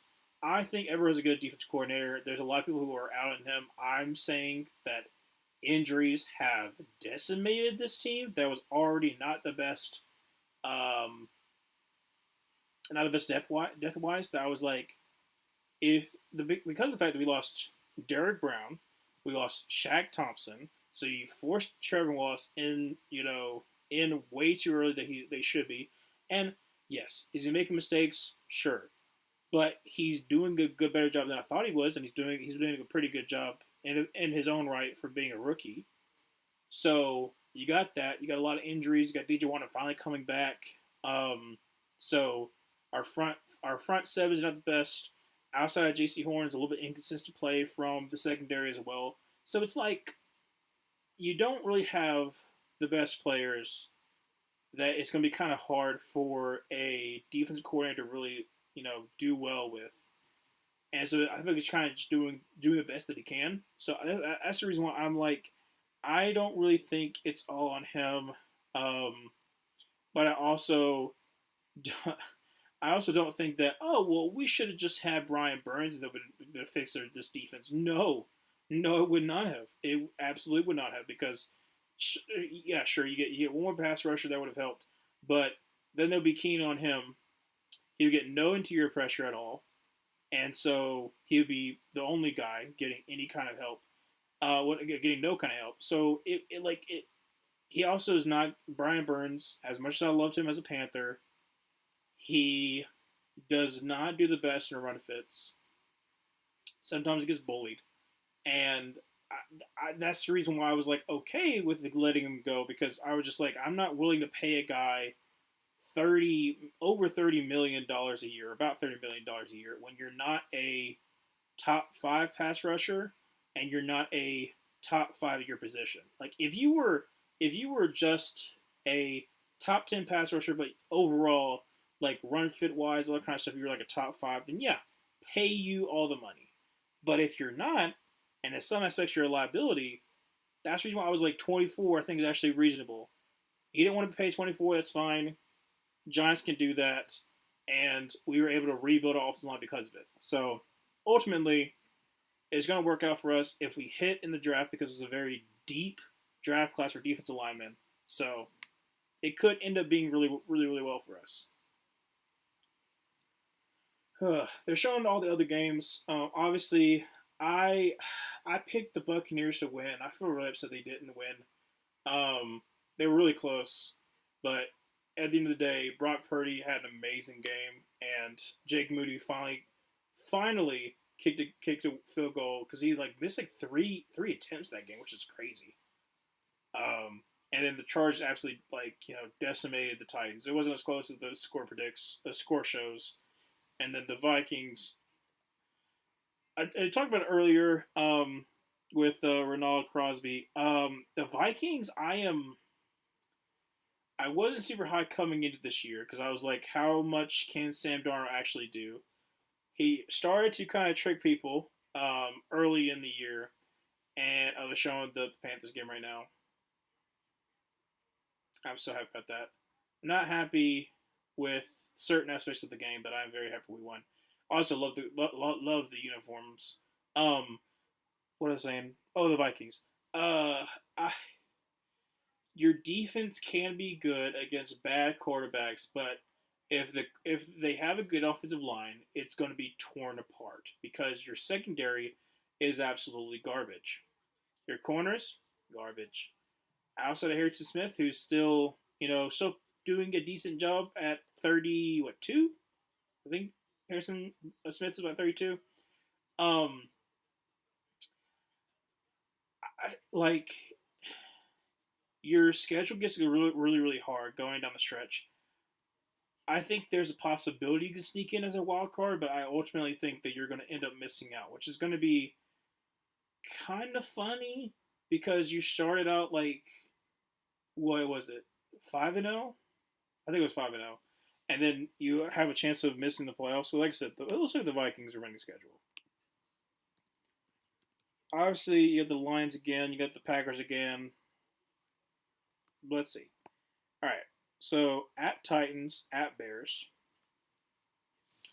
should win those, but nothing guaranteed.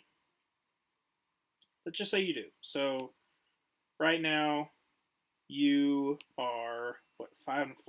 Where are they? That's not what I picked. Goodness gracious. You are 7-2. Okay, so I was completely wrong.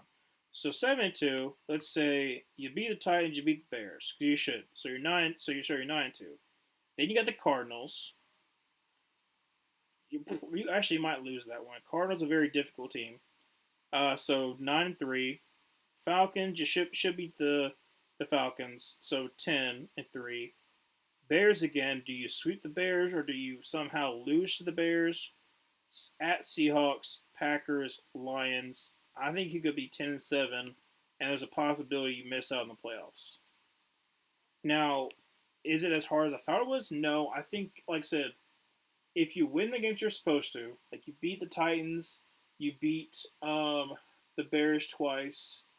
That's your, like I said, your 10 wins plus beating the I just forgot who the other team was that you could possibly beat. If you're 11 wins, then you should be in, but 10 wins might not be enough considering the fact that the Packers could be above you. Falcons really wants to.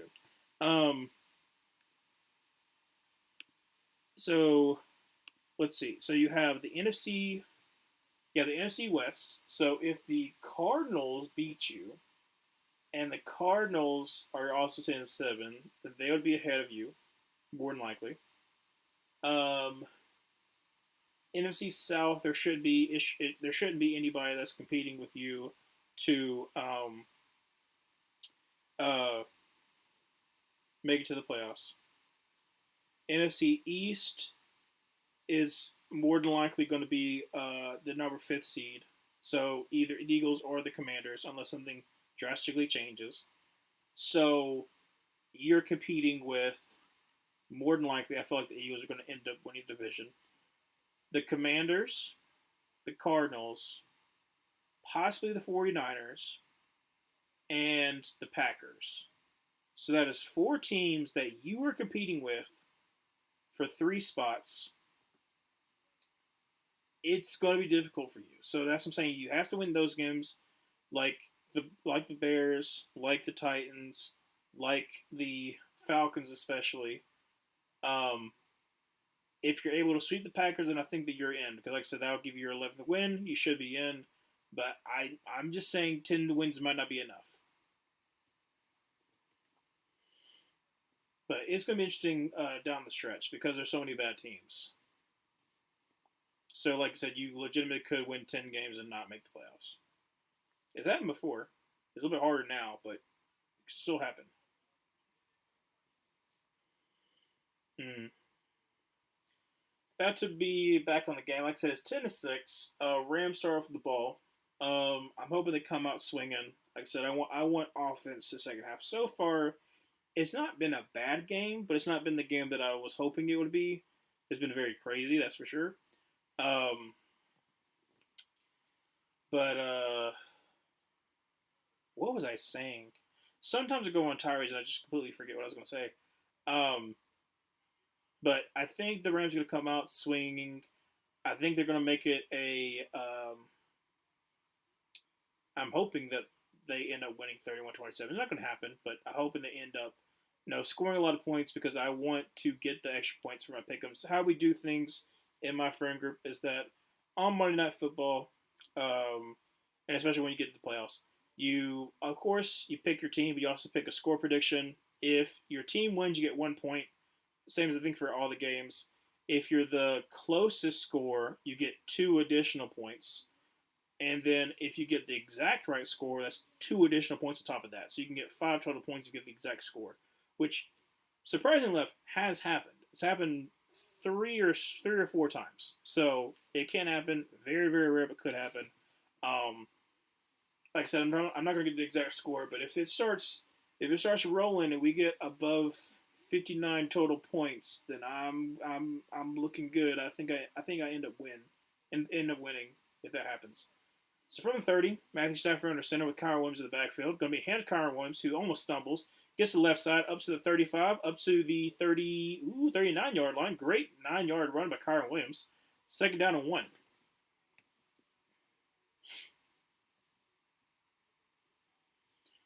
Second down and 1 for the Rams for the 39-yard line. Great run by Kyron Williams. I want him to get a couple of touchdowns. Like I said, Luke, my partner for Gridiron Gurus, he needs a Kyron Williams legacy game. It's not happening so far, but if he gets two touchdowns, you never know.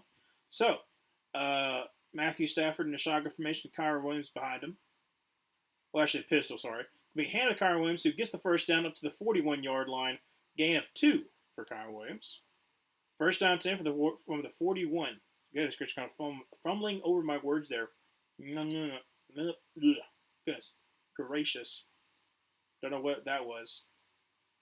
There's old Jimmy G. It is still wild to me that he is a Ram. He goes back to LA. It wasn't LA before he was in San Francisco. Well, sorry, technically Santa Clara, even though it's LA Rams aren't in LA. Englewood, I think that's what it's called. Maybe. Anyways, pistol formation with Kyron Williams in the backfield. Matthew Stafford going to be a drop back to pass and takes a shot, and it's going to be caught by Puka Nacua. Great catch. Oh my gosh. Up to the 41-yard line of the Dolphins. First down 10 for the Rams. 13:27 remaining third quarter. Still 10-6, but Rams are driving.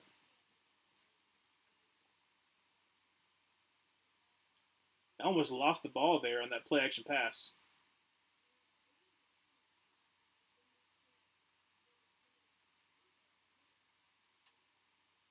Fuller on a coverage. All right, it's first down 10 for the 41-yard line. Puka Nacua so far 5 receptions for 50 yards. Pretty good. Pistol formation with Kyron Williams in the backfield. Going to be hand to Kyron Williams. Going to try the right side up to the 35, up to the 33-yard line, 32 depends on where to spot him. But it's going to be second down to 1. What in the world is Kyron Williams doing? He almost gave the guy a wet willy. What are you doing? Anyways, second down 2.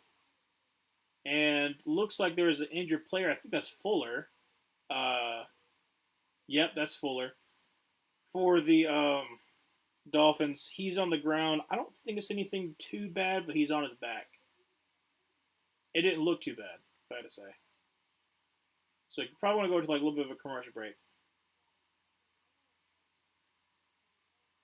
Yep, okay. Gonna have the syrup sweet tea again.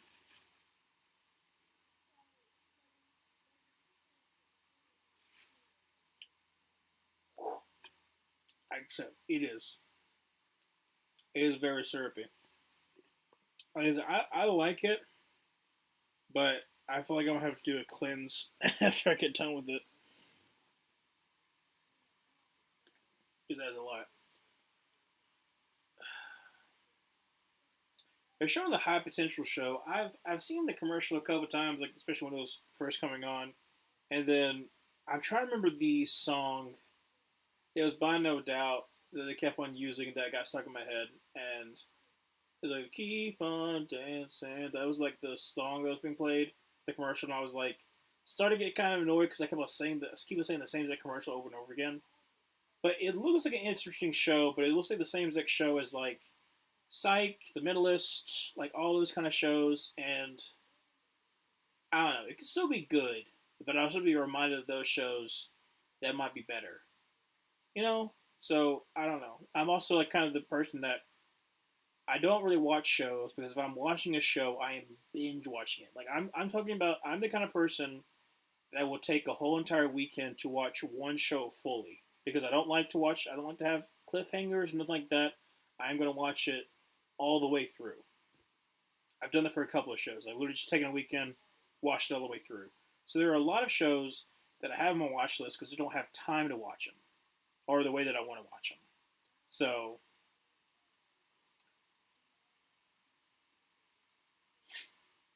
because like I have The Wire, Oz, Sopranos, all those on my watch list. Um, Breaking Bad. Luke's really been trying to get me to watching Breaking Bad for a while. Better Call Saul.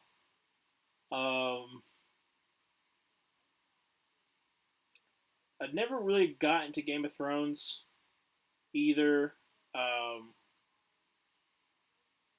but now that like obviously know that the eighth season not very good. Don't know if I want to watch it.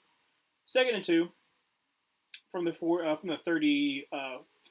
yard line. Sorry about that. Hand of Kyron Williams, who gets the first down up to the 27-yard line. I'm telling you that sweet tea literally.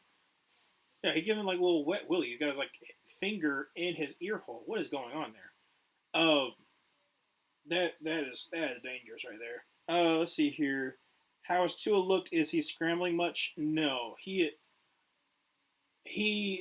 should be scrambling, but because he's not, was getting sacked for like large losses. So obviously his mobility has kind of suffered, but or he's just not trying to. Live a high snap. Matthew Stafford fumbles the ball and going to be oh my gosh all the way back to the 42-yard line. About a 10-yard loss on first down. Rams, Rams, what are you doing? But yeah, Tua hasn't really been scrambling. He's trying to protect himself, which is fine. But because he does not make a good decision, he would be losing like 10 yards. That was just a really bad snap that Matthew Stafford tried to hold on to, but because of his bad snap, it loses 13 yards. So second and 23 from the 41. Matthew Stafford in shotgun formation. Kyron Williams to his left, going to hand off Kyron Williams, who tries to make a man miss, but only going to gain about 2 yards there. So be third and 21. 10:54 left to go in the third quarter. Like it's just like what? Come on, come on, come on. I believe in you.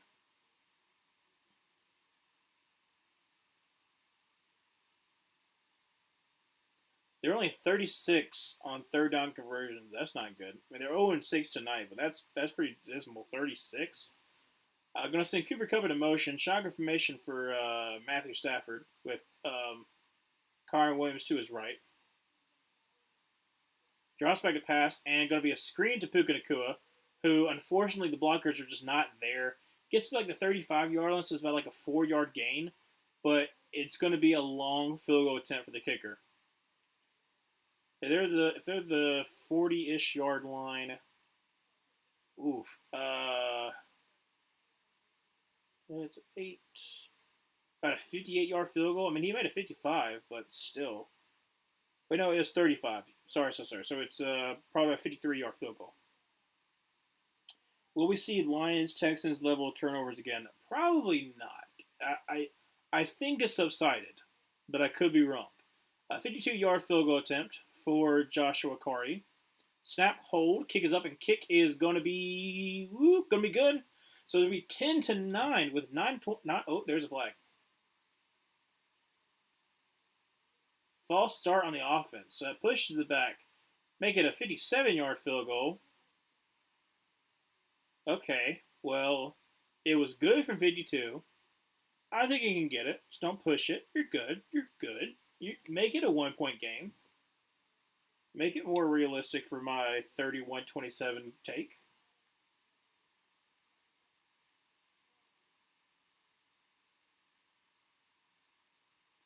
All right. 57-yarder. Snap, hold, kick is up, and kick is going to be. He pushed it. He pushed it right. Oh. All right. So 10-6, 9-11. Never forget in the third quarter. Um, Also, how insane is it that the Jared Goff can throw five interceptions and still win? If they face the Chiefs in the Super Bowl, I think they just have a chance to beat them. I'm just too good. They're honestly really good. Look at that guy's face. The guy's face is just like so like. Um, yeah, Luke being a Texas fan has opened my eyes before the game happened of just how bad the Texans have been in the second half. And it comes down to adjustments, comes down to whatever, but they just have not been able to show up at all in the second half, and it shows so much in the Lions game because you're up 23-7. So obviously you have to take some field goals to actually trying to score touchdowns in the first half. Comes back to bite you because you don't take advantage of the opportunities that you have, and um, C.J. Stroud made some mistakes, but also comes down to just like play calling, and you're not able to get anything going, and they end up losing. So like it's part of it. Part of it is the Lions being a very resilient team. They've grown that culture. I mean, Carson Davis talked about how it's grit and it's the most gritty team's been a part of, and he was on a Super Bowl team in Tampa Bay. Like it's it's one of those things where it's a part of your culture. It's something that your players believe in. If your players believe that you're never out of it, no matter how bad you're playing, like it's infectious. And I think that's truly how the Lions are. That's the reason why I picked them to win the Super Bowl. I know it's still kind of far fetched because they haven't even been to the Super Bowl before. And if they get to it, are they going to crumble, or are they going to actually cut, or are they actually going to rise above it? I think they have the coaching to do so. So it'll be interesting to see if they actually, execute that way. Obviously, it was not going Jared Goff's way, but they still stuck with him. They still believed in him because the team believes in their players. They believe in each other, and you're able to see it on prime time. So I think that I still had the Lions Chiefs in the Super Bowl. I honestly believe that they'll find a way to win, even though all the craziness has been with the Chiefs. Lions are a team that I'm going to have faith in the whole entire way through. I'm not going to waver on them. I'm going to pick for every game. I hope that they win. So, saying that, first down 10 for the 47-yard line. It'll be handoff to Devon Achane for maybe about a 2-yard gain. Second and 8 from about the 49-yard line. 9, 11, not, I was, I said 9-11, that's what I said last time. 8:54 remaining in the third quarter. Hope the Motor City Kitties win their first Lombardi in New Orleans. It would be awesome if they win the first in New Orleans because I think, let's see, obviously Aaron Glenn, longtime defense coordinator for the Lions. I say long time, but been a part of the original staff with Dan Campbell. Longtime secondary coach for the New Orleans. He played for New Orleans. Dan Campbell played for New Orleans, learned under Sean Payton. It would come full circle. So that would be very fun to see. And then also be fun to see if Aaron Glenn ends up being the New Orleans head coach, which I called at the beginning of the year. I said week 10, Dennis Allen will be fired. He got fired in week 9. So I was close on that. But I did say Aaron Glenn, head coach for New Orleans. And that's been a kind of a talking point. So I'm feeling good about that one, about that prediction. First down, 10 for the 41-yard line. Going to be a handoff to Devon Achane, who gets maybe a yard. Like I said, they have not really been able to run the ball at all. And so we second down at 9. 7:38 remaining in the third quarter. And they're taking Fuller back to the locker room. That's not good. Let's see here. Insane how every 5 years, even 5 years ago, the Lions being Super Bowl favorites and the Patriots fighting more for the first overall pick than even a wild card spot would make you delusional. Honestly, yeah, because you think about 5 years ago would have been, 2019. So, yeah, absolutely. Tua drops back to pass. He's got all day to throw. He's going to check it down. It's going to be caught, and it's going to be up to the 34-yard line. It'll be about third down and 3, third down and 2. 7 minutes left to go in the third quarter. Because 2019, Uh, 2019 Patriots lose um, first in the wild card to the Titans because they lost. Was that the Miami Miracle? Oh, I don't know. I don't think that was 2019. That might have been because that put them at the third seed where they had to play the Titans. Pat, goodness gracious, I said Patrick Mahomes because I was about to talk about the Chiefs. Oh my gosh, he's still up. That's going to be down to the one, or they marching down the one. Number 9. Who is number 9? Who is number 9? Oh, John Smith. That's right. Gets all the way down to the 1 yard line. Let's see, did he cross the plane? No, he's short. Okay, yeah, no, he's at the one. Sorry, I was distracted there. I about to say Patrick Holmes. That was definitely going to be wrong. But Tua throws to Johnny Smith, who unfortunately really bad tackling by the Rams. Gets all the way down to the 1 yard line.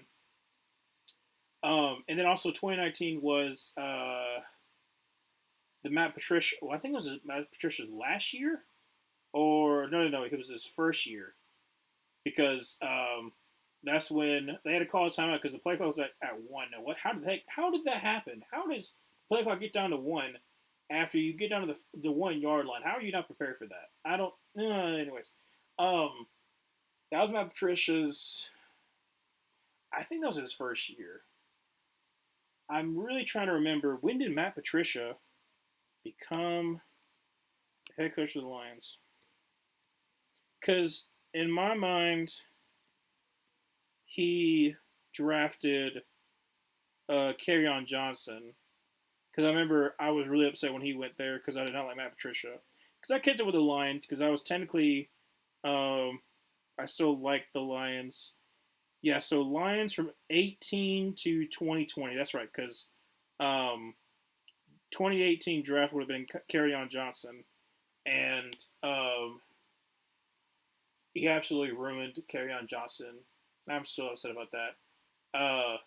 But yeah, so second year of Matt Patricia, which was absolutely abhorrent. So yeah, no, that would have been something that would been delusional to think that. Hand off to actually no, fake the handoff and throw by Tua up to Tyreek Hill for a touchdown. Great job, great fake, but Tua Tagovailoa and a WWE super slam from Tyreek Hill there. 16-6 with this extra points, we make it 17-6. Rams need to respond. Like they've been settling for field goals. That's about it. Johnny Smith brings back memories, not good memories, but they are memories. I can see what you mean from the Falcons fan because Arthur Smith loved him some Johnny Smith because obviously like Johnny Smith was the Titans when he was the Titans, so like there's a bond there. But kick is up and kick is good. Almost got blocked though for a second. So 17-6, 5:32 remaining in the third quarter. Um, there is a flag, however. I think it's probably like offsides or something like that. Johnny Smith is the kind of tight end that can pop off every now and then because he's got the speed, but ultimately he's just that. He's never going to be consistent enough to really be a huge part of your offense. And in the case of the Falcons, it took away from Kyle Pitts all the time.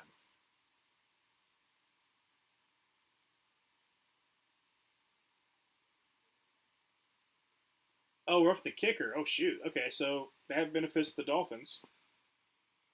So now it's going to be like, I think kick it off from like the 50-yard line. But yeah, John Smith. He was at the Titans. Then he was at the Patriots. Then he was at the Falcons, and then obviously now at the Dolphins. I don't think I'm missing one, but anyways, 17-6, 5:32 remaining in the third quarter. Going to go to commercial break. I'm trying to think what else I was talking about. Oh yeah. Talking about the Lions, Matt Patricia completely failing this. But yeah, 2019, even though it's been 5 years ago, it's still crazy to think of all the changes that's happened since then. So like, 2019 for the Panthers, we went. That was the Kyle Allen year, and the thousand year for Christian McCaffrey. started 0-2, went on a run. I think we ended up being, were we 4-2 or were we 5-2? Hmm. I think we were 5-2. Kyle Allen went on a little bit of a roll when Cam was hurt. Then we failed miserably, but because we really wanted Christian McCaffrey to get the thousand. We ran him into the ground, and I was upset when we were doing it because I was like, "That is the only reason you're doing it, so that people will come to the game, see like, oh, let's see what Christian McCaffrey can do." And you ruined him for 2 years because in back-to-back years he had injury shortened seasons because he had been used up. Like he was being used more than Derrick Henry as far as touches goes. Like I love McCaffrey, but he is not the kind of guy that you give the kind of touches to Derrick Henry. Just saying, and it frustrated me. And then 2020, you had that was the year that he was on and off, where he came back. That was the Teddy Bridgewater year. He came back for the Chiefs game, played one game. We almost beat the Chiefs that year, which is still what I mean. I think it was like 36-33. Teddy actually played decent that game, but as throughout 2020, we could never finish games. So I think we lost like 6 games by one scores. Um, and then 2021 was J.C. Horn's rookie year and Christian McCaffrey. Both of them got injured in the Texans game, the third game, where we started 3-0 with Sam Darnold as a QB, and then we like went on a huge losing streak where we ended up being like 5-12 that year. I'm going through the Panthers history with how did we get here in a video, um, and so thinking about some of the interesting some of the interesting seasons that we've had over the years is kind of fun, but part of it is just like if we had just done this, man, we would have been in a lot better situation. But yeah, like I said, you'll see it probably sometime in December. I'll have a lot more time to video it. I'm gonna do it. This is my first real try of like a green screen video where like I'm sitting on in front of a green screen, that kind of thing. Because I want to try to get into that type of video because you don't really see football videos being like long essay videos like that. So maybe it might work. I don't know.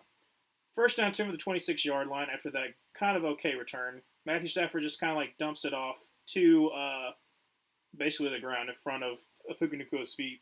Second down 10. 5:19 left to go in the third quarter. Sorry about that. I'm not going to take any more of that tea for a little bit. That's making me feel a little bit sleepy there. Jalen Ramsey came with the blitz there. So second down 10 for the 26-yard line. Matthew Stafford drops back to pass, dumps it off to Cooper Kupp, who gets to the 30. So it's going to be second down and about not second down, third down about 6 for the Rams. You're down by 11. You got to get something going. 5:05 to go in the third quarter. Come on, guys. Well, if they don't win, then Drew's the only one that picked the Dolphins, so it wouldn't be terrible if the Dolphins win. And for my case, all right, third down 5, 4:45 to go in the third quarter. Matthew Stafford in the shotgun formation. Kyle Williams to his left. Drops back to pass and is going to throw to the right. Going to be Cooper Kupp. Oh my gosh, one-handed grab of Cooper Kupp. Great job there. All the way up to close to midfield. First down 10 for the Rams. That's a crazy catch. That is an absolutely outstanding catch for his left hand alone. Nice.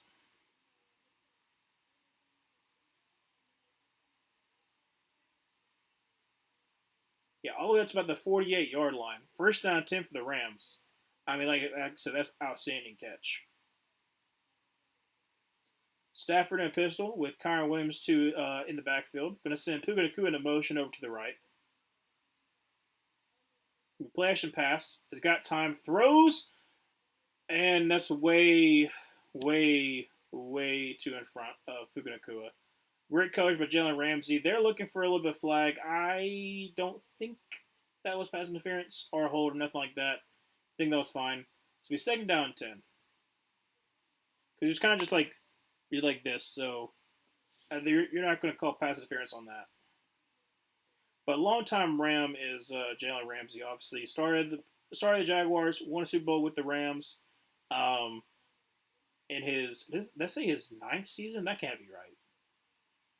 No, that could be eight. I think it's eighth season. Matthew Stafford in the shotgun formation, second down 10 for the 48. Drops back to pass.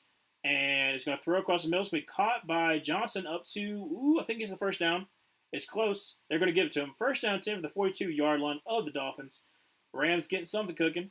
3:45 to go in the third quarter. First down 10 for the Rams. They're still down by 11, so still plenty of time. Still plenty of time to try to mount a comeback. But you got to get something on this drive alone. Stafford and a pistol with Kyron Williams behind him. Going to send tight end in motion over to the left. Stafford run up the middle to Kyron Williams, who's going to get about 5, I believe. Well, probably about 4. So it's going to be second down in about 5.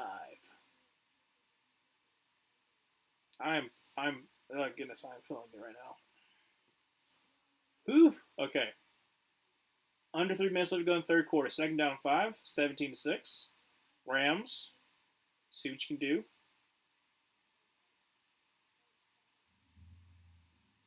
Stafford under center with Williams in the backfield. Going to send Puka Nacua in motion over to the left. Going to be a boot for him. Puka Nacua is wide open. Going to get to 35. Going to cut back into 30. Down to the 26-yard line. Tackled by the linebacker there. And first down 10 for the Rams. Yeah. Okay. Like I said, I can't have any more of that tea. That tea is legit diabetes. It's good. It's really good. But it is making me get a little sleepy, which is not good.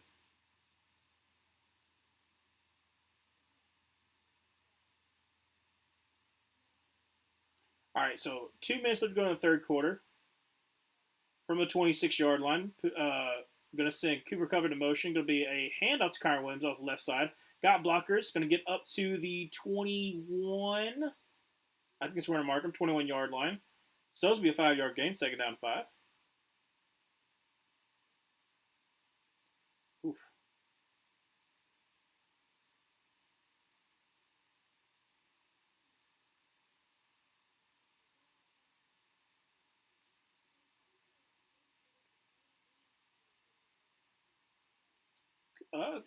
Kupp, lucky they didn't get. He can call for a hold there. All right, so second down 5 from the 21-yard line. Stafford in a pistol formation. Kyron Williams behind him. Going to send Cooper Kupp in motion over to the right. Going to be a handoff to Kyron Williams. Try the right side, and the guy's actually going to lose a yard. Great penetration there by number 90 for the Dolphins. So it'll be third down and 6. Oh, Rams. Don't do this. Don't do this. Don't have to settle for another field goal. All right, 50 seconds left to go in the third quarter. Third down 7, actually, instead of third down 6. Stafford in a center. In a shotgun. My goodness, from the 23-yard line, got to get up to the 16. Kyron Williams to his right. Drops back a pass and is getting pressure and gets sacked all the way back to the 35-yard line. Oh my gosh. Oh my gosh.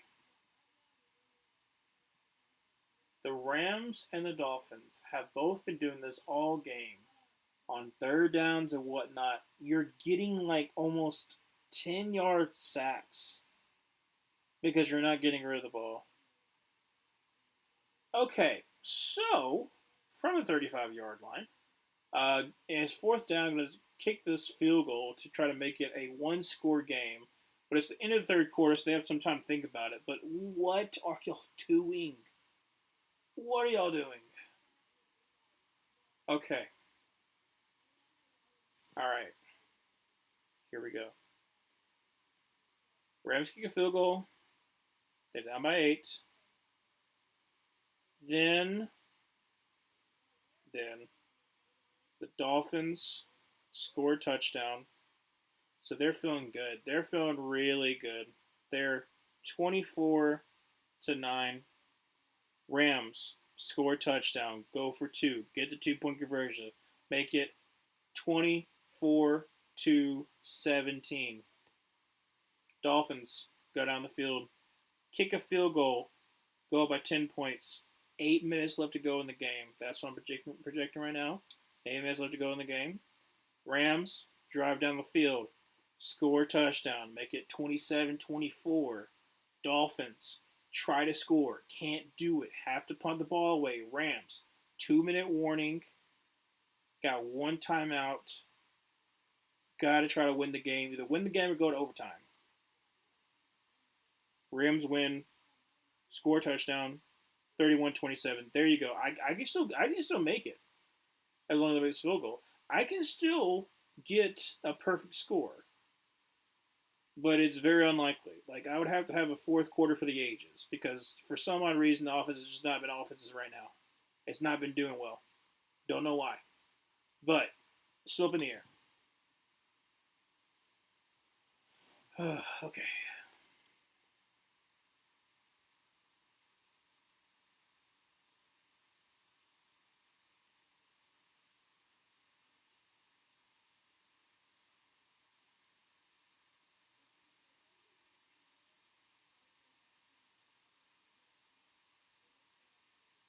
About to be back.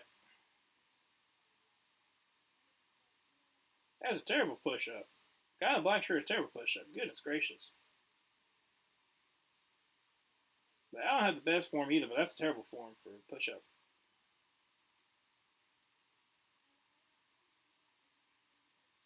All right. So a 53-yard field goal attempt. Now, a reminder, he missed a 57, but that 52-yarder at first he made. So from the right hash, 53 yards.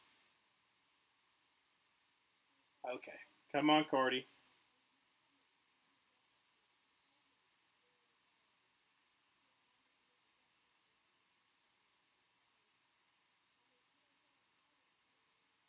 Snap, hold, kick is up, and kick is good. Okay. 8-point game, 14:55 remaining in the fourth quarter. Still everything in front of us. And like you said, Emmanuel, I'm pretty sure Cooper Kupp is not going to get 30 points. So you're good. You're good. Because unless something drastic happens, you should be fine. They're showing next Monday night game, which is Texans at Cowboys. I've already said it is going to be an absolute massacre. Now, saying that,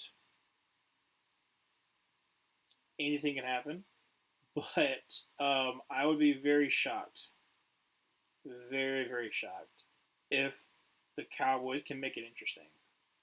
I'm still going to stream it, but it is not going to be a good game.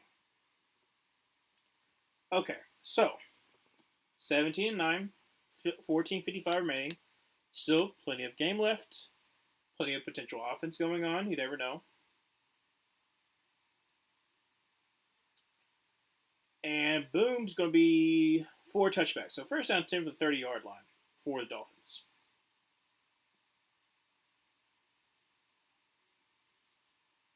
Talking about the Lions Texans game that happened yesterday. I really wish I had been there for Luke's reaction, but I decided to kind of give him a space. But that would have been hilarious to watch because he was not confident going into that game, and then they kind of raised up his confidence, and then totally failed. So first down 10 from the 30-yard line.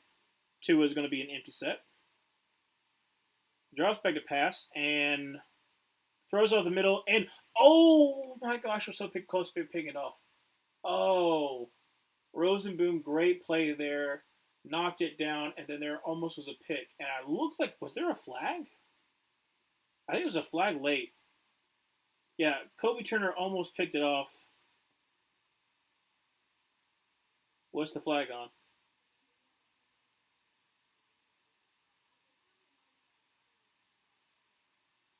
Unnecessary roughness on Bobby Brown. Well, that's not the first time I heard unnecessary roughness. I shouldn't have said that. I know. I'm not going to say that. Sorry about that. Sorry, Bobby Brown. Let's see. What did 95 do?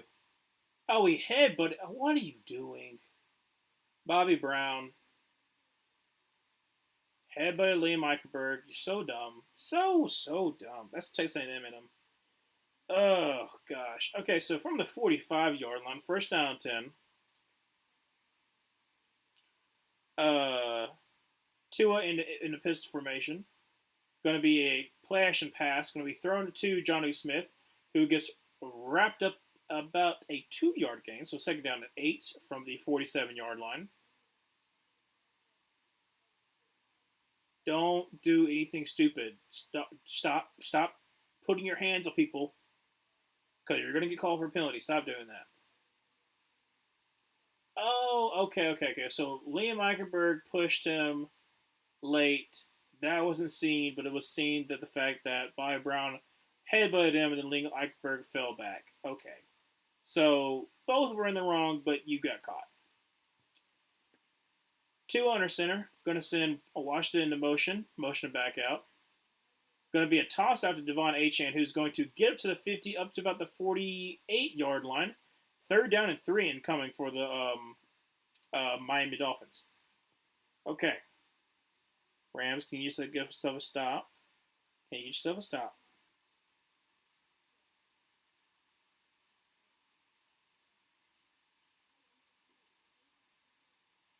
Beckham's in there on this third down. Tua in a pistol and shotgun formation with Devon Achane to his right. Going to drop back to pass and throws across the middle. It's going to be caught by Devon Achane up to the 36-yard line. First down 10 for the Dolphins and 13-10 left to go in the fourth quarter. They're up by 8. Let's see if they can go up by 15.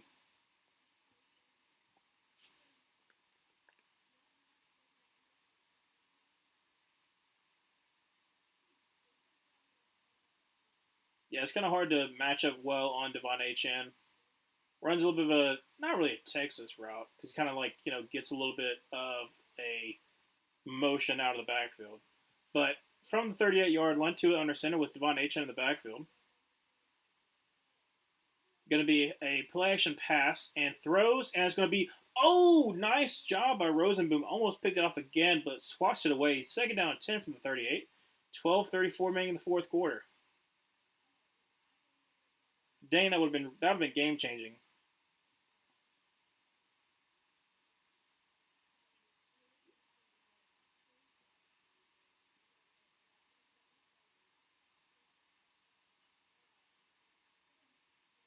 All right, so second down 10 from the 38-yard line.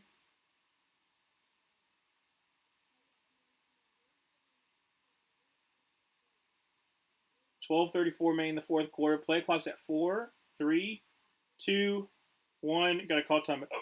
Oh, goodness. Yeah, play clock was at 1. They had to call timeout. So Dolphins only have one more timeout in this into the end of the game. Into the end of the game. What am I saying? In this fourth quarter. So could be coming back to bite them. We don't know yet. But they are driving, so when we're back, will be the second down and 10 from the 38-yard line. Going to go to commercial break.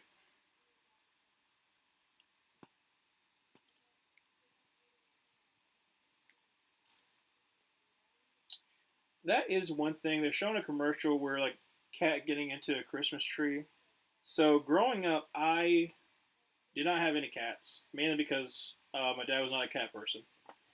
Um, but we did have a dog who kind of stayed away from the Christmas tree, mainly because it was um, it's a fake one, so it's not like trying to pee on the or drink the water or anything like that. Um, but having a roommate cat and seeing that photo, I'm like kind of glad we don't decorate the trailer for Christmas like with a Christmas tree or whatnot because he would definitely knock that down constantly because he always gets the zoomies. He always gets in places he's not supposed to. So he absolutely would. I mean, I love him to death. I really do. But that is something that I'm kind of glad I, I'm more than likely never going to have to deal with because I don't know if I'm going to have a cat. I don't mind being around other people's cats. I'm a very, very big animal person. I prefer dogs. That's just what I've been growing up with. But cats are independent, but at the same time, that could be a whole lot of hurt because they do not listen to you at all.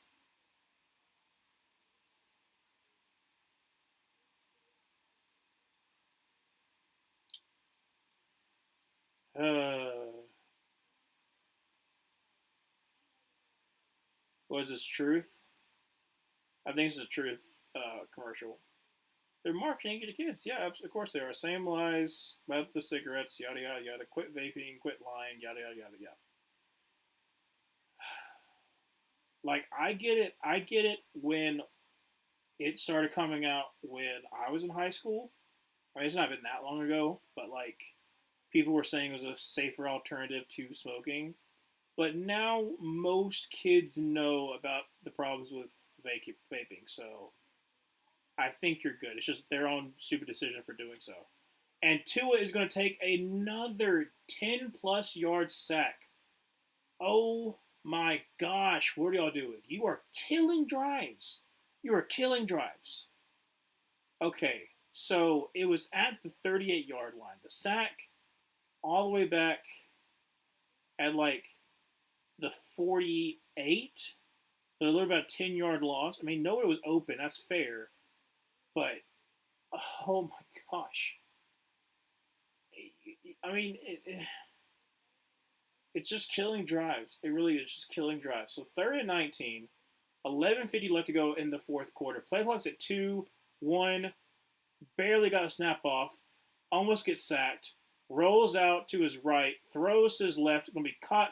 Oh my gosh, they get the first down, but I think there's a flag. There's a flag. I about to say if they get a third and 19, they get 24 on that one. But I think there's going to be a hold. Tua thinks it's on the defense, but I think it's on the offense.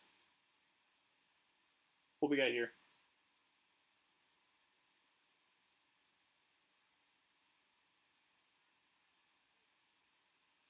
Where it was holding, but it was holding on the defense.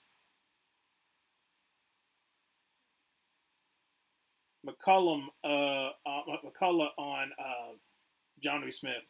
Okay, so first, how on third and 19. Okay, first down 10 from the 22-yard line. Two is under center with a. I'm still confused how you let that happen. Going to be a handoff to Devon Achan. Tries the middle field, gets up to about the 20-yard line for about a gain of 2. So second down at 8. I am just baffled. I am absolutely baffled with how you let that happen.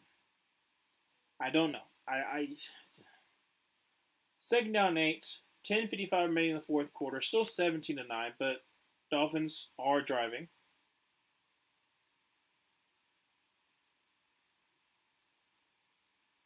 Tua and a pistol. Going to be a toss. Oh, that's a nice toss out to Jalen Waddle. Makes man miss, but gets basically back to the line of scrimmage. It was like a fake handoff, and then Tua with his left hand just kind of like plucked it back like that. Like a little, like barely even noticeable unless you're like right up on him. Like, bah, and then bah. So like a, bah. It didn't end up working, but it did look clean. So, third down and 8 for the Dolphins. I don't mind if you get a field goal here. It's third down 9.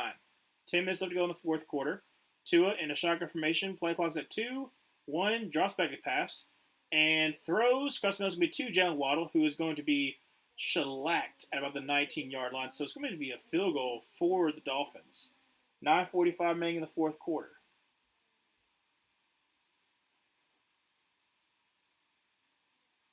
Ain't no way you're going for a 4th and 7. Get the points, buddy. Go at your scores. What are you doing?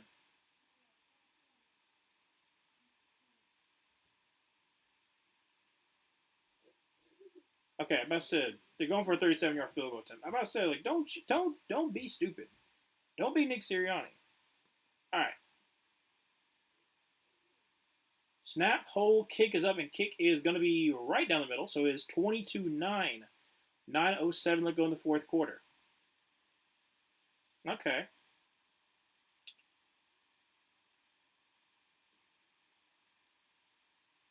Okay, so theoretically, it could be. No, it can't. Never mind, never mind, never mind, never mind, never mind. But you're up by 11. So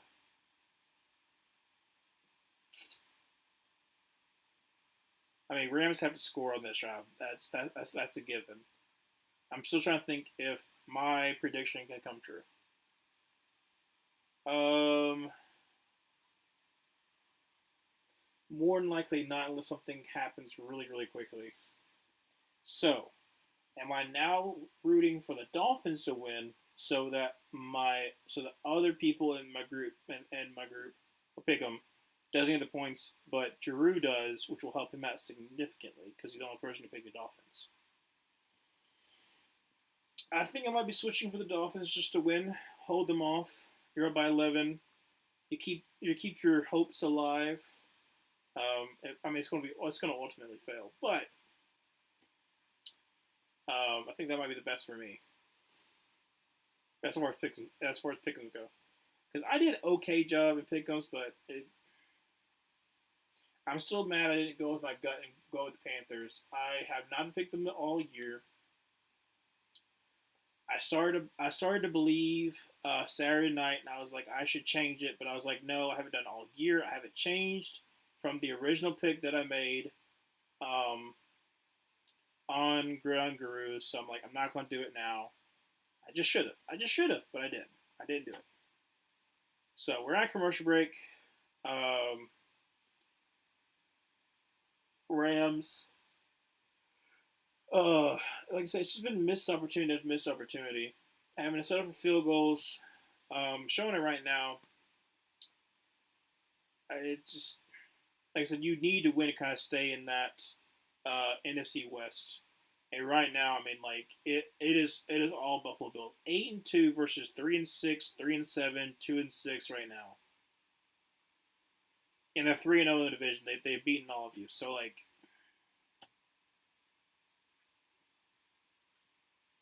the AFC East is pretty much wrapped up, but it's not official until probably closer to Christmas. But who knows? So kickoff's about to ensue, and going to be returned by the Rams. See what happens here. Going to be a touchback. Oh, absolutely. Gets it way out of the back of the end zone. So it'll be first down 10 from the 30-yard line. 9:07 to go in the fourth. Rams have all timeouts. Okay. Let's see here. Oh, oh, gosh. All right, first down 10 from the 30. After they quit showing the goodness gracious. Stafford under center with Kyron Williams in the backfield. Analysts, and oh my goodness, I'm losing my mind. Stafford on a PA boot, going to throw down the field. It's going to be 2 Cooper Cup up to about the 47-yard line. First down 10 for the Rams. Analytics. And why am I saying analytics? ESPN Analytics. Why did I say analytics? I'm either very very tired or I'm feeling it.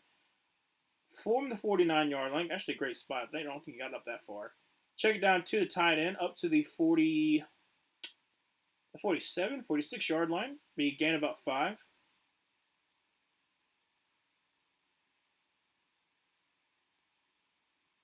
Somebody's down. Oh no. Oh, it's what's his name? It's Kohou, I think. He was the guy from Hard Knocks last year. Koa, I think that was his last name. He had a pretty good story. He's down on the ground. He's holding his knee. That's not good. They're gonna go to commercial break. Um, When we come back, it'll be like second down and 5, but I hate that for him. Hopefully, it's nothing too serious, but the way he's holding his knee, that's not good.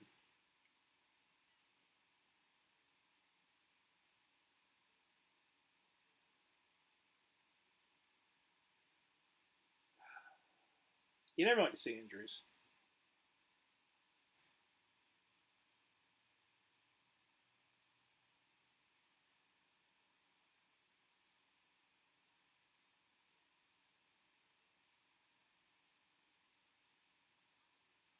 Is this like, is that, what is this commercial?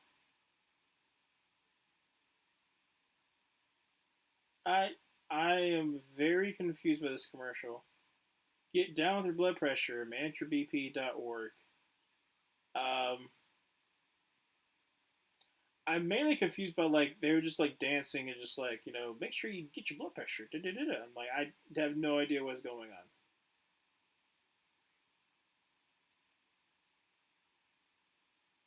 And now we got a seatbelt commercial. Okay.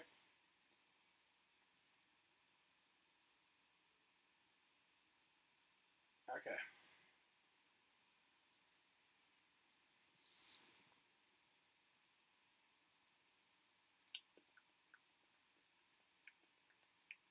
I'm trying to remember if there was something else I was going to do because I talked about um, Vikings remaining schedule. That was from before. I talked about the remaining Tank Bowl games. I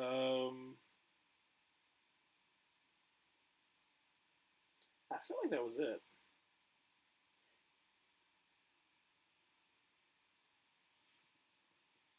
Oh, it was like knee to knee contact.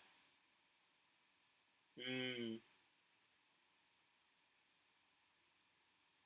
Oh yeah, it's like right on the knee too. All right, so second down and 5 from the 46-yard line. Stafford in the pistol with Kyron Williams in the backfield. Going to send Cooper Kupp in motion over to the left. Going to be a play action pass. Step up to the pocket. Throws. This will be caught by Puka Nakua up to the 30, up to the 25-yard line. Great job by Puka Nakua there. I think he gets. He's close to 100. I don't know if he got 100 right there, but 8 minutes left to go in the fourth quarter. Still 20-9.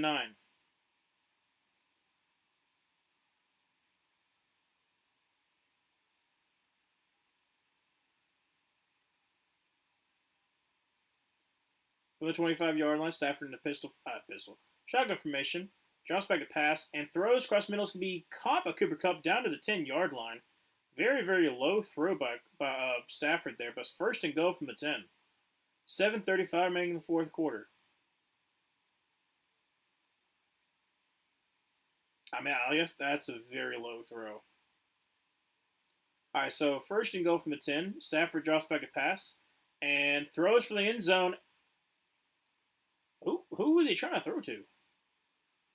I don't know what happened there. Second and goal from the 10. I legit don't know who he was throwing to. 7:19 left to go in the fourth. Still 20-9, but still everything in front of him. Whew.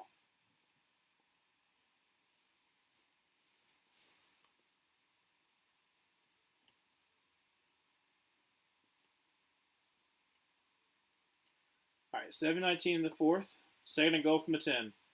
Cooper Kupp into motion over to the right. Matthew Stafford in a shotgun formation with Kyron Williams to his left.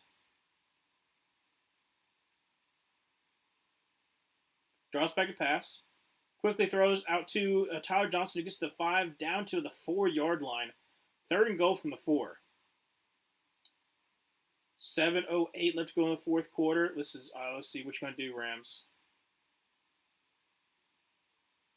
I mean, you got to score a touchdown here. You can't just settle for another field goal.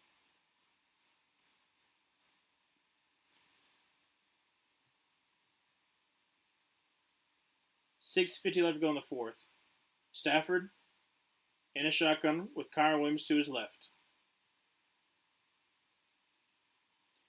Sending the tight end in motion over to the left. Drops back to pass. He's got time. Throws off his back foot and incomplete. Try to get to Richardson and 6:34 remaining in the fourth quarter. What do? You take the points. I think they have to kick a field goal. This is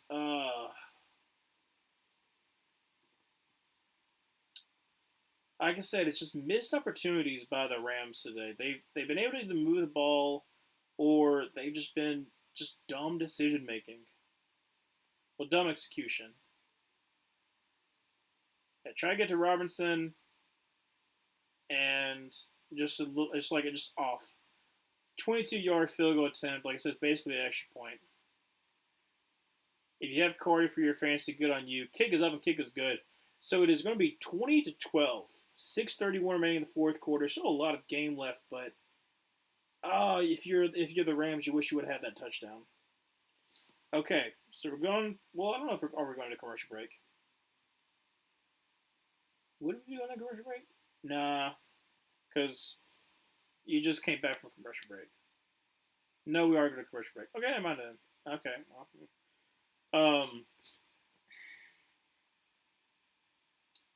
Like I said, it's not been a bad game. Um, but I really was hoping for a lot more offensive, you know, especially by the fourth quarter. It just hasn't been that. Well, I was wrong about my prediction. That's fine. If the Dolphins end up winning, then I'll be feeling a lot better.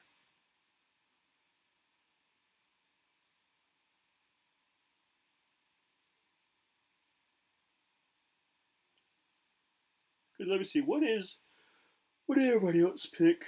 Let's see here. So I picked 31-27. Luca 26-24. That's not happening. 28-27. Grant 24-23. That could still happen. Um, well, no, it couldn't. Never mind. It couldn't happen. Best bet is just have Drew win, in my opinion. Have him win. Let him get a couple of points. Oh yeah, Monday Night Football. Sure, I'm super duper excited for the Texans Cowboys battle for Texas. Ooh, no, I don't care. No one is gonna care.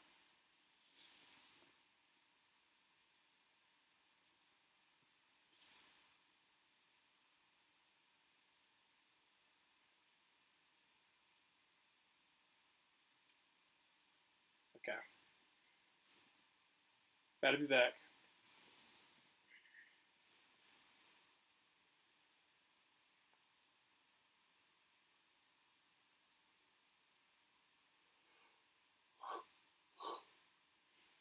Goodness gracious. All right, 6:31 remaining in the fourth quarter. Dolphins getting ready to receive this kick.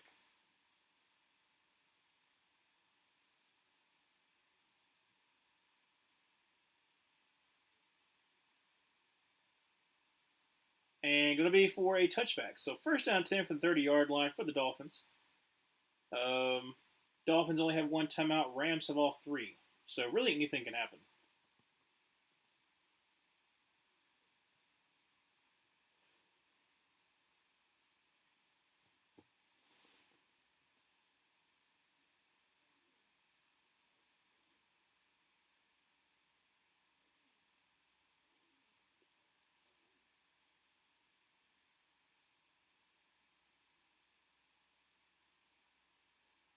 Tua and a shotgun formation. Actually, no, sorry, no, sorry. Pistol formation with Jalen Wright in the backfield. Going to be handed to Jalen Wright, who's going to try the middle field, gets about five. So be second down five from the 35-yard line for the Dolphins.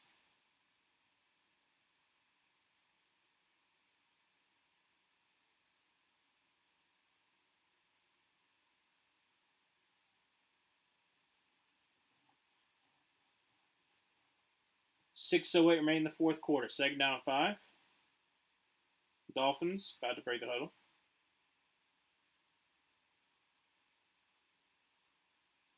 Haven't seen a lot of Raheem Mostert this game. Two under center with Jalen Wright in the backfield. Going to hand the ball off Jalen Wright, who is going to be met in the backfield. Loss of about one. So third down six for this Dolphins team. 5:40 left to go in the fourth quarter.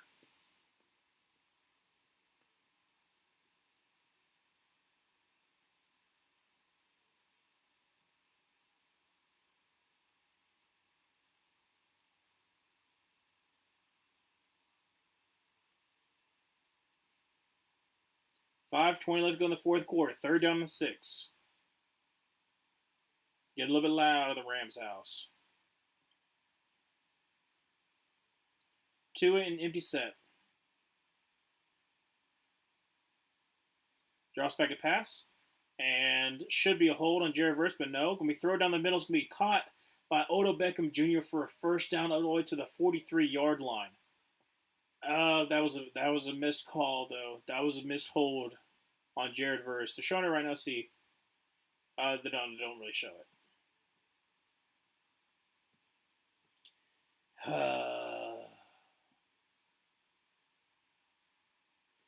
First down 10 for the Dolphins. Well, no, I said I was going for the Dolphins. So never mind. I'm gonna be good. Let's go Dolphins.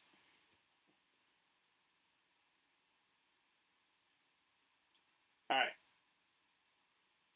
Tua in a shotgun formation, drops back to pass, and throws, and it's going to be caught up to the 38-yard line. It's going to be Taj Washington. First down again for the Dolphins. 4:10 left to go in the fourth.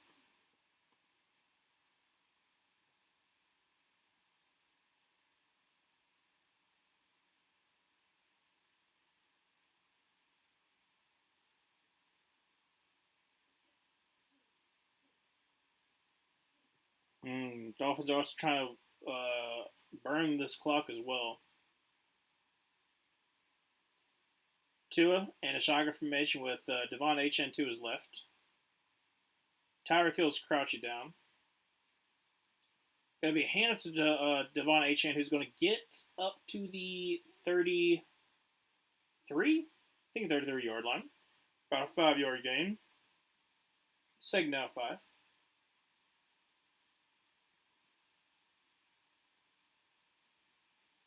Okay. Rams need a turnover badly. They're not going to get it, though. 3:10 left to go in the fourth. All 3 timeouts for the Rams. Second down and 5. Okay.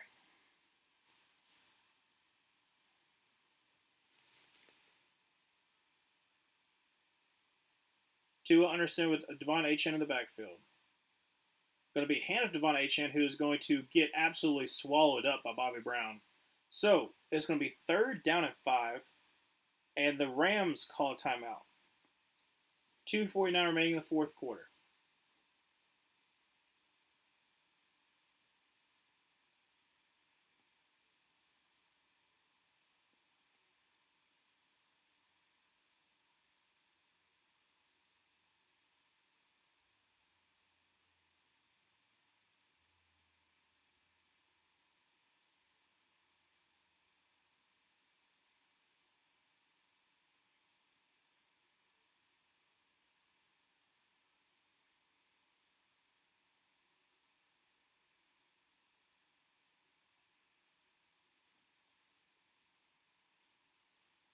All right, 2:49. Still 2 timeouts for the Rams. Down by 8 from the 34. Third down 6. Tua is going to be in a shotgun formation.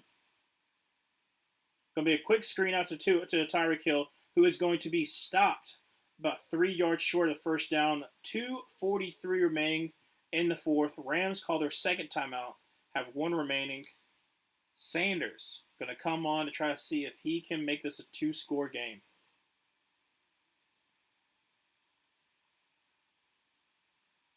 Cameron Curl with his tackle.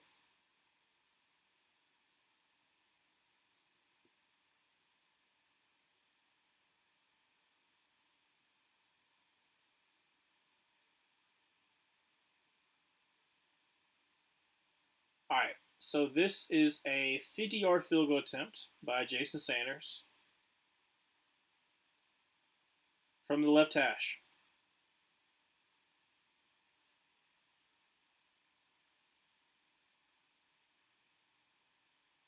Snap, hold, kick is up, and kick is... Got it. He barely squeaked it in there. So 23-12. 2:38 remaining in the fourth quarter. Rams down by 2 scores. Ooh, okay. Okay. 1 timeout remaining.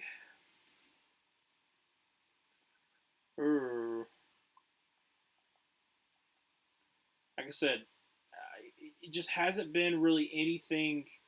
It hasn't been really anything explosive for this Rams team. So I feel okay that that the Dolphins might win this, but it's just been heaven to settle for field goals for this Rams team.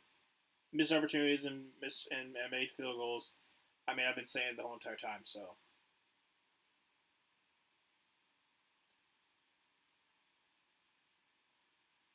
I mean, literally they're showing it right now. The last five drives have been field goal, missed field goal, field goal, field goal.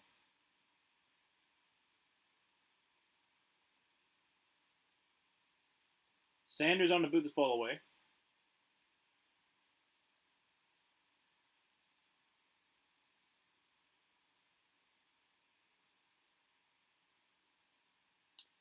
And it's going to be not return. It's going to be fair caught and the end zone. So first down, 10 from the 30-yard line.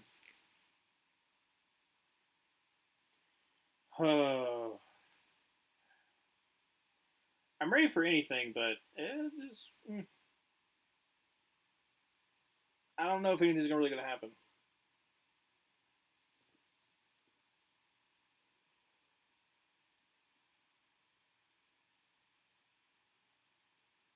All right, so in a shotgun formation, Kyle Williams to his right. Matthew Stafford going to send the tight end motion over to the left. Draws back to pass, and as get pressure, he's going to check it down to Kyle Williams, who makes a man miss. Get to the 36-yard line, but clock is running. 2:30 remaining in the fourth. Kyle Williams is a little bit limp there. I don't know if it's limp or if it's his shoe.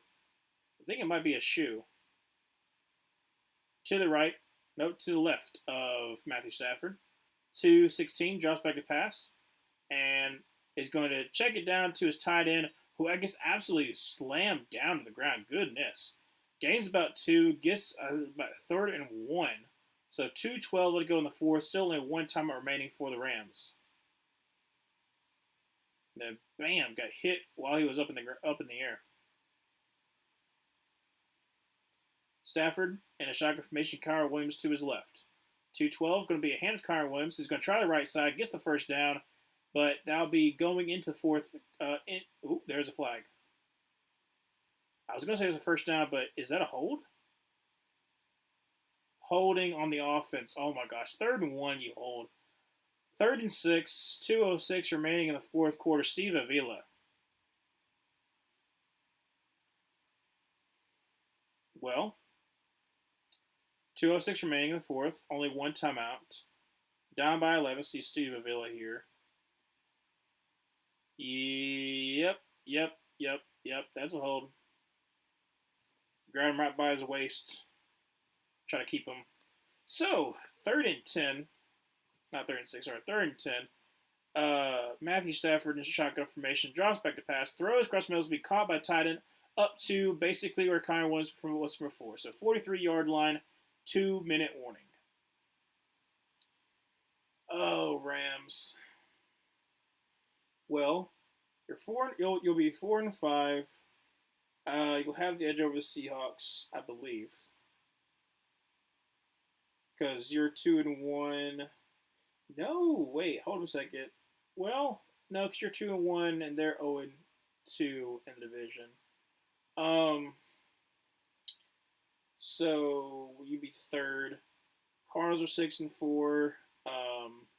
49ers are 5-4. So, so you're not out of the division race, but it definitely hurts your chances because you still have a hard schedule remaining. And then, see Dolphins. I mean, like I said, your season's not over, but just because you would win this game, like you're not winning that division. I can guarantee you that unless the Bills absolutely collapse, you don't have a chance. As far as a wild card, let's see. Are the Steelers going to collapse? Maybe, maybe not. Are the Bengals are not going to make any kind of run whatsoever? Maybe, maybe not. AFC West is kind of hard too. You got the Broncos, you got the Chargers. And then AFC South, I mean, like Colts, don't really know about that game. So maybe you have a shot, but it is a far off shot. But you can still possibly make it. Who knows? But um, I wish this game was a little bit better. Like I said, it's not a bad game, but it's not the best game. Maybe I just had too much high hopes. That might be part of it. All right, get back to the game. Here we go.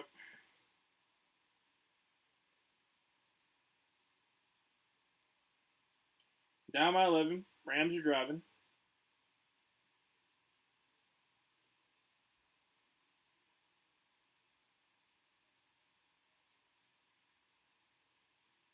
From the 43.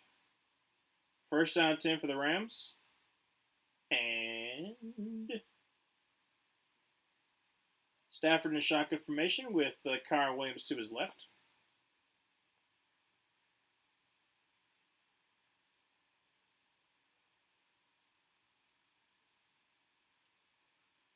Draws back a pass. Has got time. Going to check it down. Oh, blocked at the line of scrimmage. Try to check it down to Kyron Williams, but unfortunately, blocks will be second down 10 for the 43. 1:55 remaining in the fourth quarter.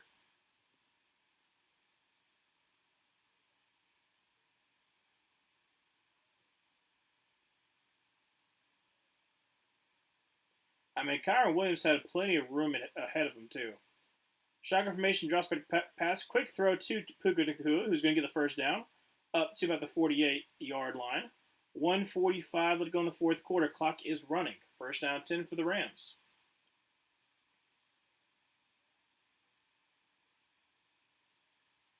Stafford and a shotgun formation, drops back to pass.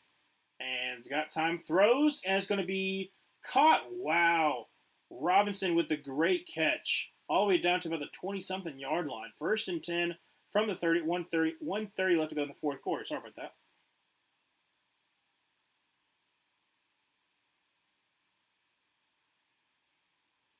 Yeah, down to about the 25-yard line. Stafford and a shotgun formation, drops back a pass, and throws, and it's going to be incomplete. Threw it behind Tyler Johnson. That's okay. 1:27 left to go in the fourth quarter. Only 3 seconds went off of that. Second down and 10.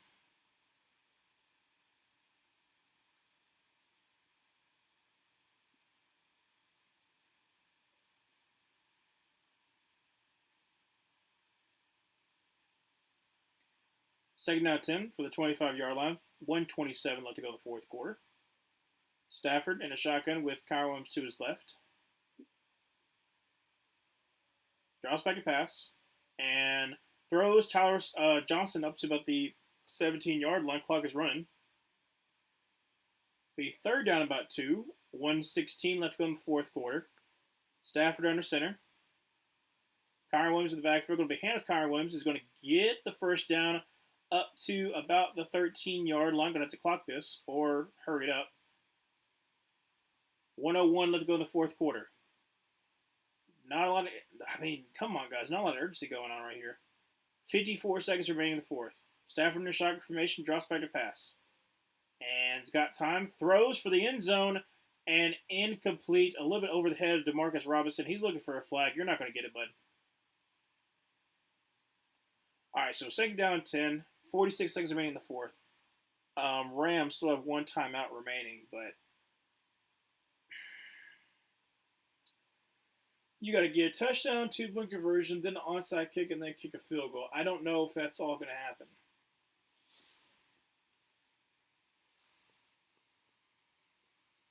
All right, so from the 12-yard line, Stafford in an empty set.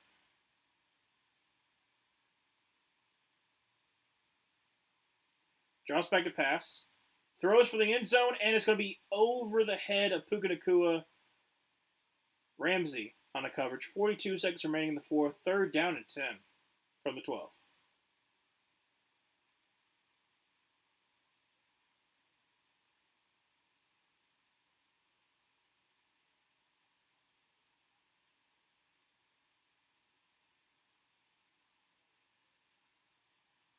All right, it's third down and 10. And they're going to kick the field goal to preserve 42 seconds and a timeout. Cardi to make it an 8-point game. 31-yard field goal attempt. Snap, hold, kick is up, and kick is right down the middle. So it is 23-15. Okay. Anything can happen.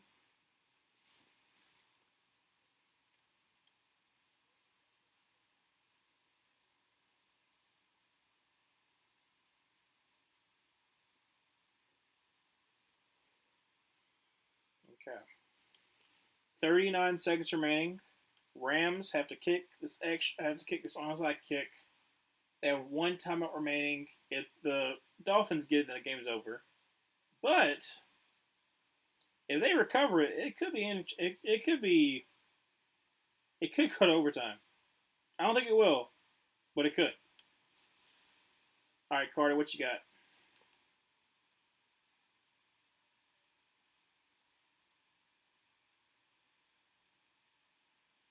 First career onside kick attempt. Okay, bud.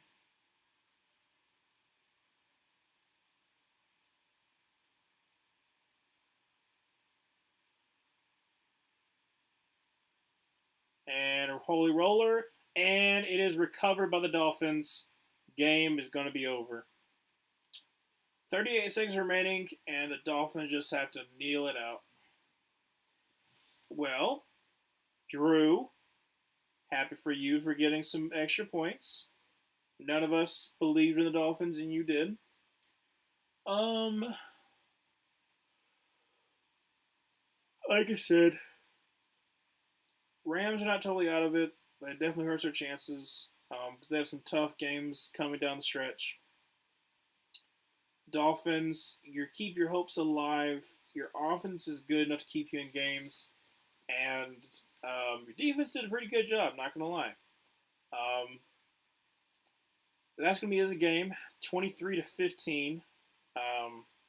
Like I said, next week gonna be streaming the Washington Commanders and Philadelphia Eagles Thursday night game, and then unfortunately I'm gonna be streaming the Cowboys and the Texans game. Um, I kind of like. I'm gonna see if Luke wants to stream the Texans game with me, because it's gonna be fun for him. But I don't know if it's gonna be a very fun game. It's gonna be, like I said, it should be a massacre. But anyways, thank you so much for watching. I'm really trying to get out the NFL Basement Week 9. I know I'm a week behind. I'm gonna try to get that out by tomorrow, and then work and try to get the Week 10 out before the Sunday slate of games so I can be caught up. But thank you so much for joining. Like I said, I'll see you in the next one. See ya.